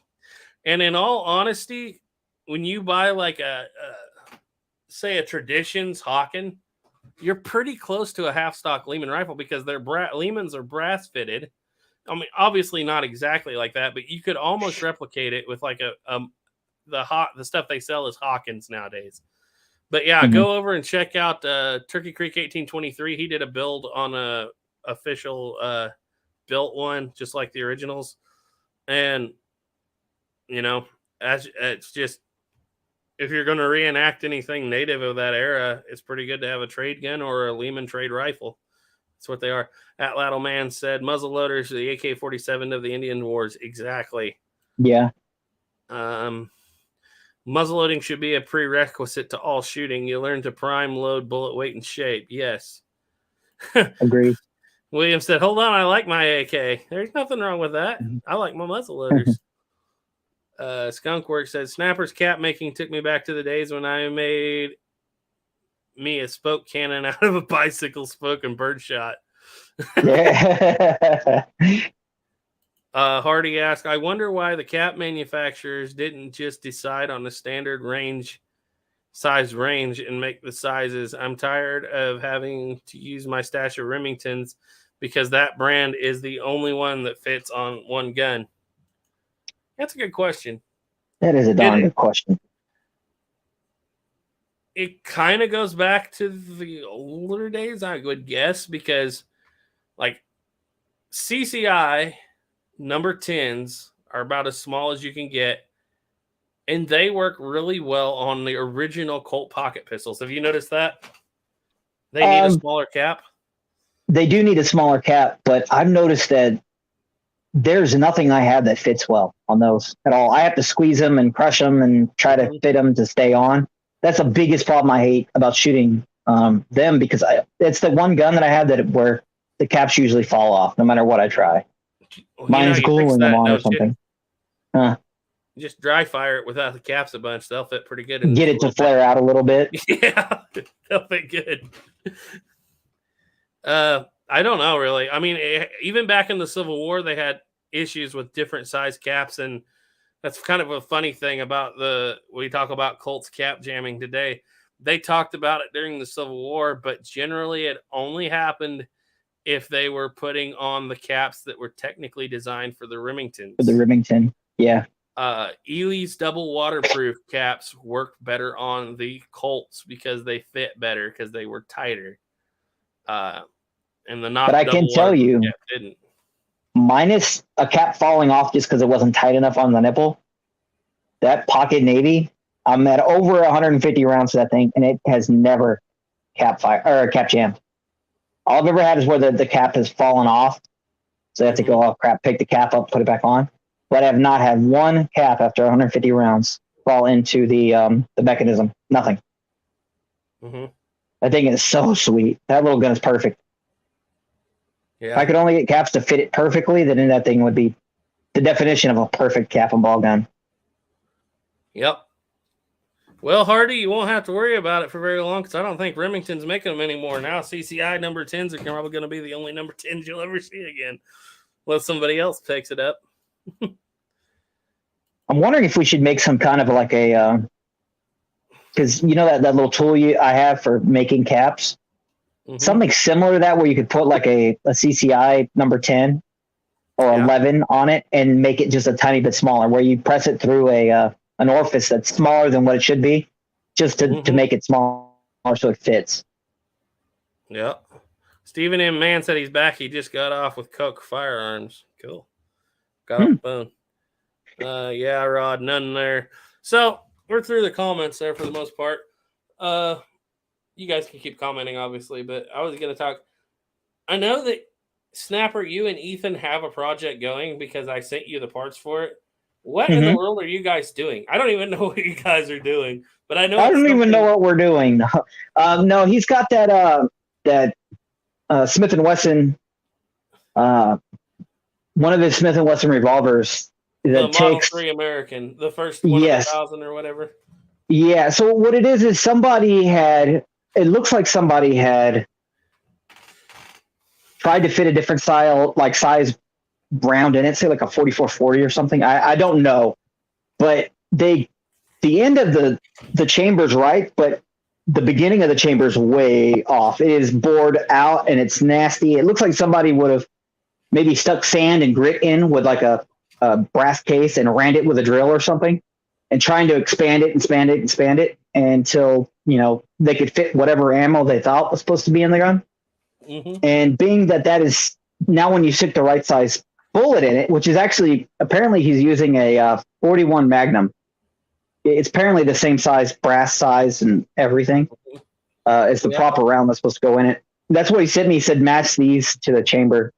So basically it's going to drill out I'll put that cylinder in my lathe or my mill, probably use the mill, and drill it a little oversized and then ream it a little oversized. Then I'm going to get some metal that's cut to that exact same size, so it's a press fit all those in. And then before I press them in, those, find the center of each one of those rods before I press them in. And so you have the perfect center there without having to try to guess where it's at. And then re-drill it and then ream it for that 41 Magnum brass size, because it's supposedly the proper size. So that's all that matters. As long as that fits in there nice and snug and right. Yep. And then once that's done, I can send it back to them and it's good to go. Yep. I was just going to point this out. I was going to show you this before I got sidetracked a little bit ago.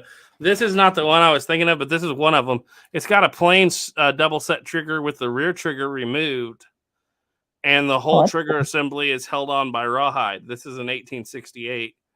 Obviously, the trigger they had wouldn't work, so this trigger's strapped in there with rawhide, not screwed down at all. No trigger guard, nothing. And the front sight, as you can see, is very crudely filed out and has a sight put in it because they cut the rifle down. And the interesting thing about this particular rifle is it's had its firing pin traced, and it was used at the Battle of Little Bighorn. in this condition. Wow. They captured it right afterwards. And yeah, so 5070, an 1866 or 1868 trapdoor used at the Battle of Little Bighorn. So this gun had to have only been about 5 years old at this point.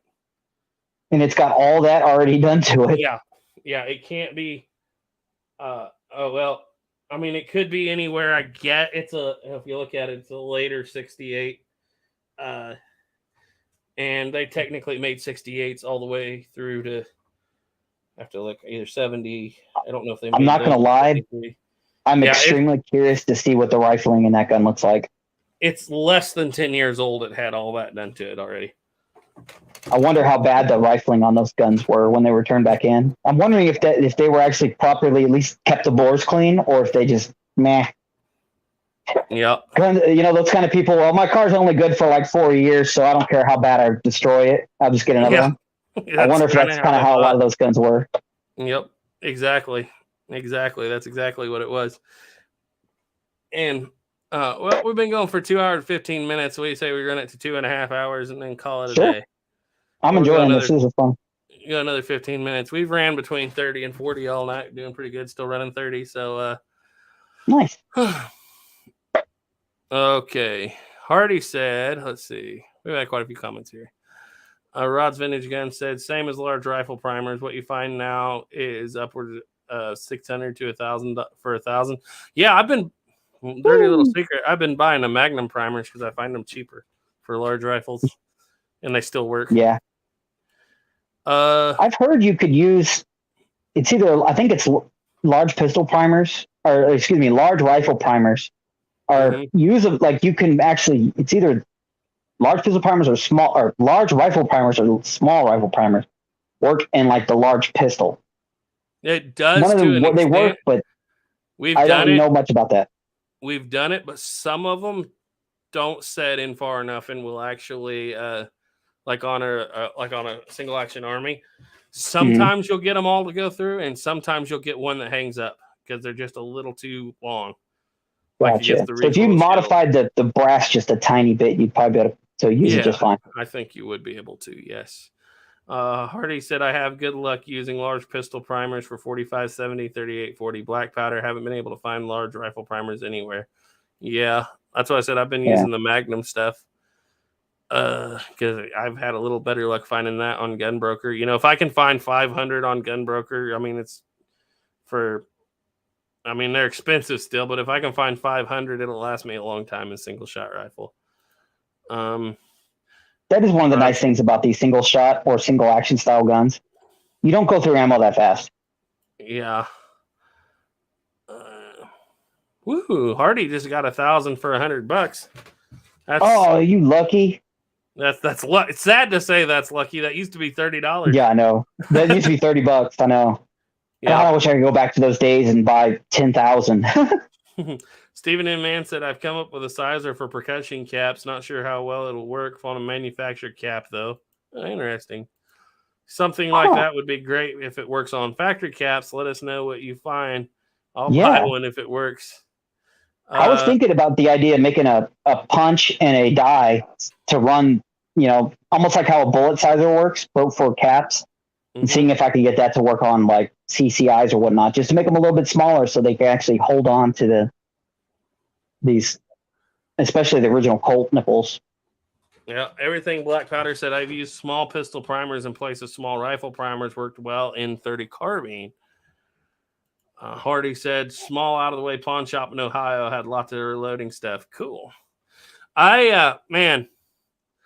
There in probably 2015, there was a gun store about an hour away from me, and used to be a really nice little gun store. And the guy carried about half of it muzzle loading equipment, half of it was regular stuff. And this young guy came in and bought it. And he was talking to another guy that was there in front of me. I was in there looking for something at the time. And he was talking to the guy, and he's like, the insurance won't allow me to sell all this GoX powder anymore. And he's like, I can't sell it. And so I was behind the guy in the line. And he said, "There's 20 pounds of Goex over there." He said, "You can have it for free if you shoot black powder." Oh, And he also said, "There's 5,000 caps. If you want that, scoop it up too. Remington's. You can have it for free. I can't sell it because the insurance won't allow me." I was standing back there. I was like, "Hey!" hey. But that was just the way things were going, and nobody, it was that time when everybody was started selling Pyrex and stuff, It's like, and he had a whole stock of Goex powder, and he just bought the store from the other guy, and he didn't even attempt to sell it. And I was like, I can't believe he's still in business with that kind of attitude. But yeah, I was like, okay. Thousands of Remington caps and Goex powder just went out the door for free. And I was like, hey, is there anything else left over there? Nope, nothing. That's a main reason why we can't find any real black powder where I live is you have to have it in like a magazine and all this other stupid requirements that makes it just not possible for these companies to do it and be profitable since nobody really buys it. So they only sell Pyrex. Yep. Turkey Creek 1823 just showed up. Yeah, we did an impromptu tonight, Turkey Creek. Hey, guys, if you want to know, we've been talking about trade guns and Lehman rifles in here at TC. And if you guys want to see that stuff shot, really good representations, go check out Turkey Creek 1823. Hardy was asking Turkey Creek if there was anybody making an actual Lehman reproduction. I said no, but I know a guy who has made some, but you got to build them from a kit. So, yeah, guys, go check out his channel. And Stephen M. Mann said he got the cap former to tighten up the folds on homemade caps. Texas 1836 said, I've had issues with CCI 10 and 11 on my Uberti 51 Navy. I believe it may be the hammer spring. Any thoughts? Hammer spring. Yeah, but at the same time, I have videos of me shooting a completely unmodified Pieta 51 Navy, and I will go through on the videos that I used on that particular Pieta. Nothing was modified on it whatsoever, and I could run all day on Remington caps. As soon as I'd start using CCIs, go back and watch cap jam. They just did not fit well. But at the same time, yeah, get a heavier spring and it'll make just about everything work. One thing I've noticed too is some of these guns, their nipples are far too big, the touch hole. So there's so much more pressure going backwards that, if you need a heavier spring. Now, if you put aftermarket nipples on the gun with a smaller touch hole, you can go to a lighter spring and get the exact same performance. But I can tell you guys, there's no replica of a Uberti, Pieta, 1860 Army 51 Navy, any of those guns that actually feel like the real deal. The real deal is like putting 3 freaking regular springs on like a Uberti. 2 or 3 of them is then you finally get to the spring weight of like what a real Colt was. They are very heavy. But once you get used to that, it's kind of something you like. It is, and I've said this before, and I'll say it again.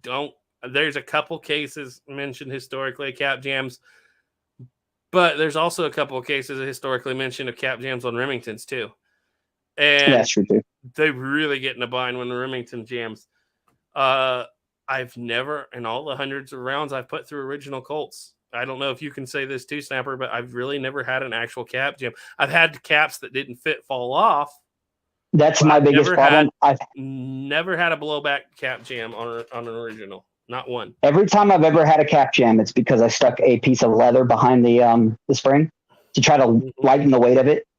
And that was just sheer stupidity on my end. Trying to get a nice light cocking gun. And I've gotten to the point now that I don't like using the original spring that was on the gun, but I go out and buy a crap ton of original springs. So I can put them back on, and if those break, at least it's not the original one to that gun. Or one thing I'm starting to do now is I'm just buying spring steel that's the same thickness as the original springs were made out of, and I'm just going to be making springs from scratch.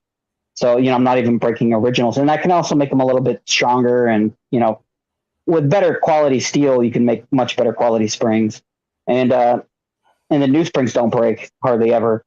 If they're good quality, and so I can at least replicate the proper spring rate and weight. And they just don't. With the regular springs, it's really uncommon unless the nipples are worn out.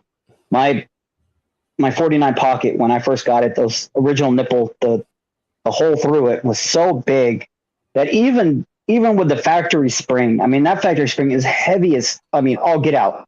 It would blow it almost back. It would blow it into the half cock position after you'd fire it. That's how big the through holes on the nipples were, because they had fire eroded. And once I replaced them, gun was fine. Yep. Okay. By the way, William said buy replacement, upgraded nipples. You can do that. That does fix a lot of issues, but it still doesn't replicate. When you're buying a replica firearm, you want to replicate what it feels like. Obviously, Pieta U-Birdies don't feel the same in the hand. They don't have the same thickness and the same weight as an original. But if you really want to go through what those guys went through and feel what an original should feel like, you need to make the hammer heavier, at least twice as heavy as most of them that come from the replica factories. And then you get more of a feel of what it's like to use this gun in battle. Turkey Creek said back in the late 70s, early 80s, Green River Rifle Works made a half-stock percussion Lehman trade rifle. If you ever find one, snap it up. I will. I will.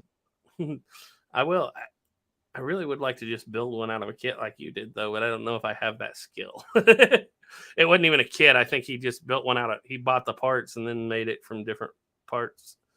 But let me know if I'm right there, Turkey Creek. You may have built it from a kit or bought it. I don't know what you did. I just know it was a nice rifle.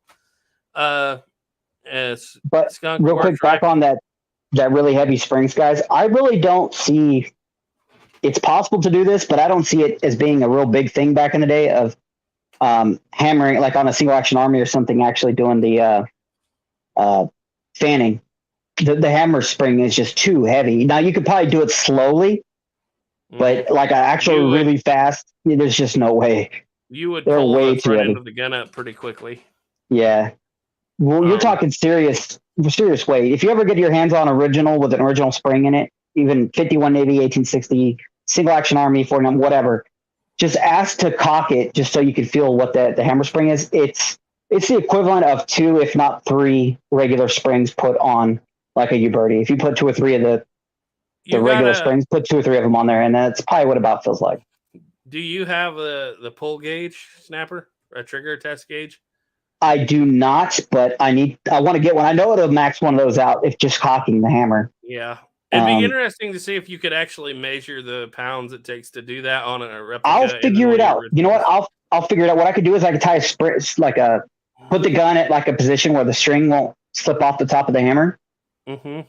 And then use like one of the little for weighing a fish or whatnot. Mm-hmm. I bet you it's going to be in the 40, 50 to even 60 pound area. Mm-hmm.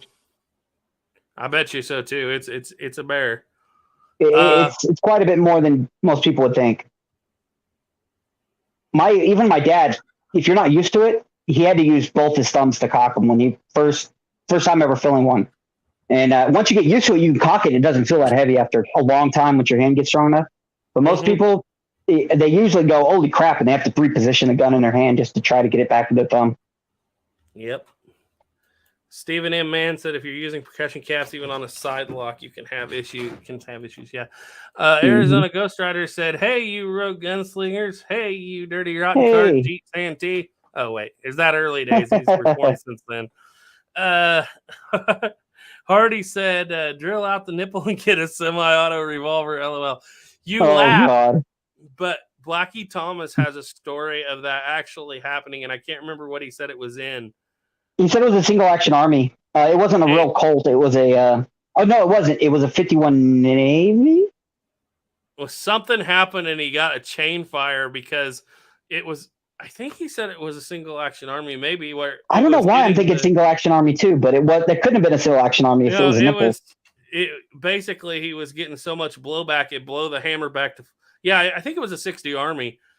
Maybe it was a Walker. I think the 60 Army. It had to be. But he was getting so much blowback, it blew the hammer back to full cock, and if you hold on to the trigger, it just... Yeah, it would act like a little semi-auto, full-auto pistol. I think it would only work a couple times, but that guy said I got a full auto revolver, single action revolver. He said, what? So they took it back to the back room to try it. Sure enough, got 3 shots off in one squeeze of the trigger. Green Gnome said, I have one of those 1858 revolver carbines that is total junk, made out of cast steel alloy, and the time is so bad I can't use it. The weight is not correct, not very light by comparison to originals. Yeah, a lot of those originals were of the 58 carbines were in 36, and they don't even make a correct 36 replica for the Remington. But I've heard a lot of people that absolutely love their 58 revolving carbine, so maybe he's got a bad one. I don't know. Turkey Creek said it was made out of a kit with a stock semi-shaped and a barrel channel ramrod hole drilled, nothing else inlet. Yeah, that's what I figured. It was something like that. I can do pretty good kit work on an easy kit, but when it comes to inletting the lock, I need to just bear down and do it. But I've always been scared of inletting locks because I know that my patience is not what it requires. You know what? Something I started doing to get more patience when I'm building something, to not. What's that? Because I always found myself getting in a rush and rushing it and then messing it up. Is I would look at a single part and say, the only thing I'm going to do on this gun today, no matter how far I get along, is just this little bit. Like, so then you find yourself the whole day of knowing that I just need to do this little inlet.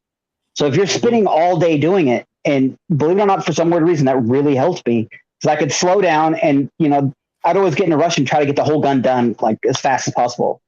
But if I gave myself, say, I'm only going to work on, like, say, inletting this lock, and I'm going to try to put in like 6 hours, and all I'm going to do is just this inletting, then you slow down so much that, I stopped getting into a rush, and it really, really helped. Yep. Well, I'll tell you what, hopefully if everything works out, I'm only a couple of weeks away from owning my very own Turkey Creek 1823. Well, it's technically going to be Caleb's, but Turkey Creek 1823 custom flintlock 18F3 Harper's Ferry. Hopefully. We've been talking about it and trying to work it out. I know he still has to make some videos on it himself, but he's got it done and it looks gorgeous. And I can't wait. So anyway, Snapper, we're at 2 hours, 31 minutes. Let's get on out of here. Let's see. What do you got coming out? You just put a video out not very long ago. Yeah, it was kind of a little video just because I've been a little busy, but I did get the entire shooting video of the Thunder done, and I just got to finish a little bit of editing on it, and that's going to be the next one out. And I still have the video that I have done, edited, and everything that I want to put out on the quality of Colts from the 1848-ish to around 1900.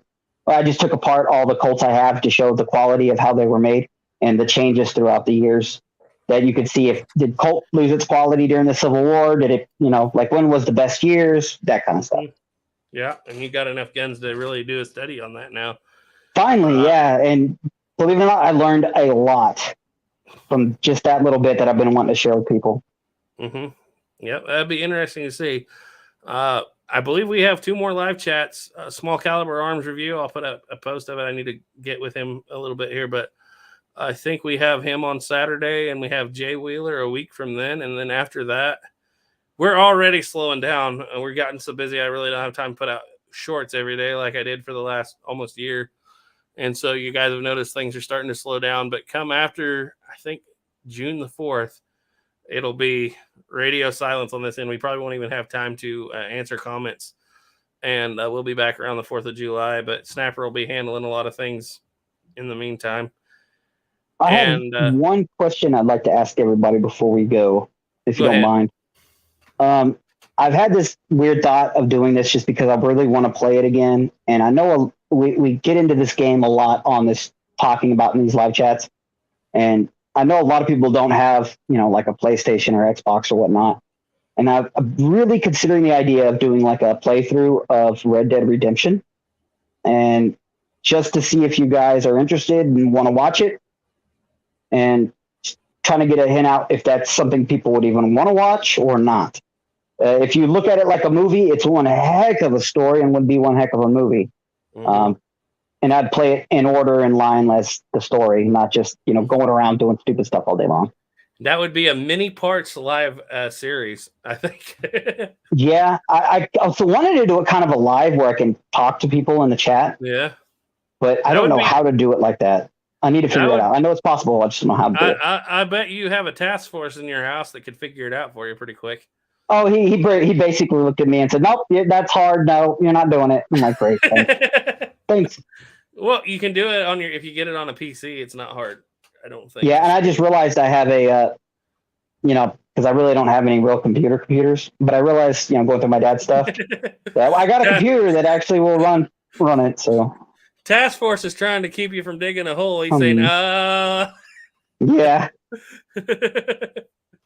No, that'd be interesting. It'd be a great story, and I'd watch it. I'd probably do like a bunch of like 1 hour long videos of the playthrough of it. And if what I was thinking about doing, because if you start from the beginning of the game, it's kind of slow and you don't understand. Like, it doesn't feel like you're in the Old West because you're in like a snowy area and a bunch of stuff's happening. I'm thinking the very first, like just as a pilot episode to see if people want to watch it. It's like start off in the second chapter and actually show them what's neat about this game and what is possible. And then say, if everybody likes it, I'll start from the beginning and play all the way to the end.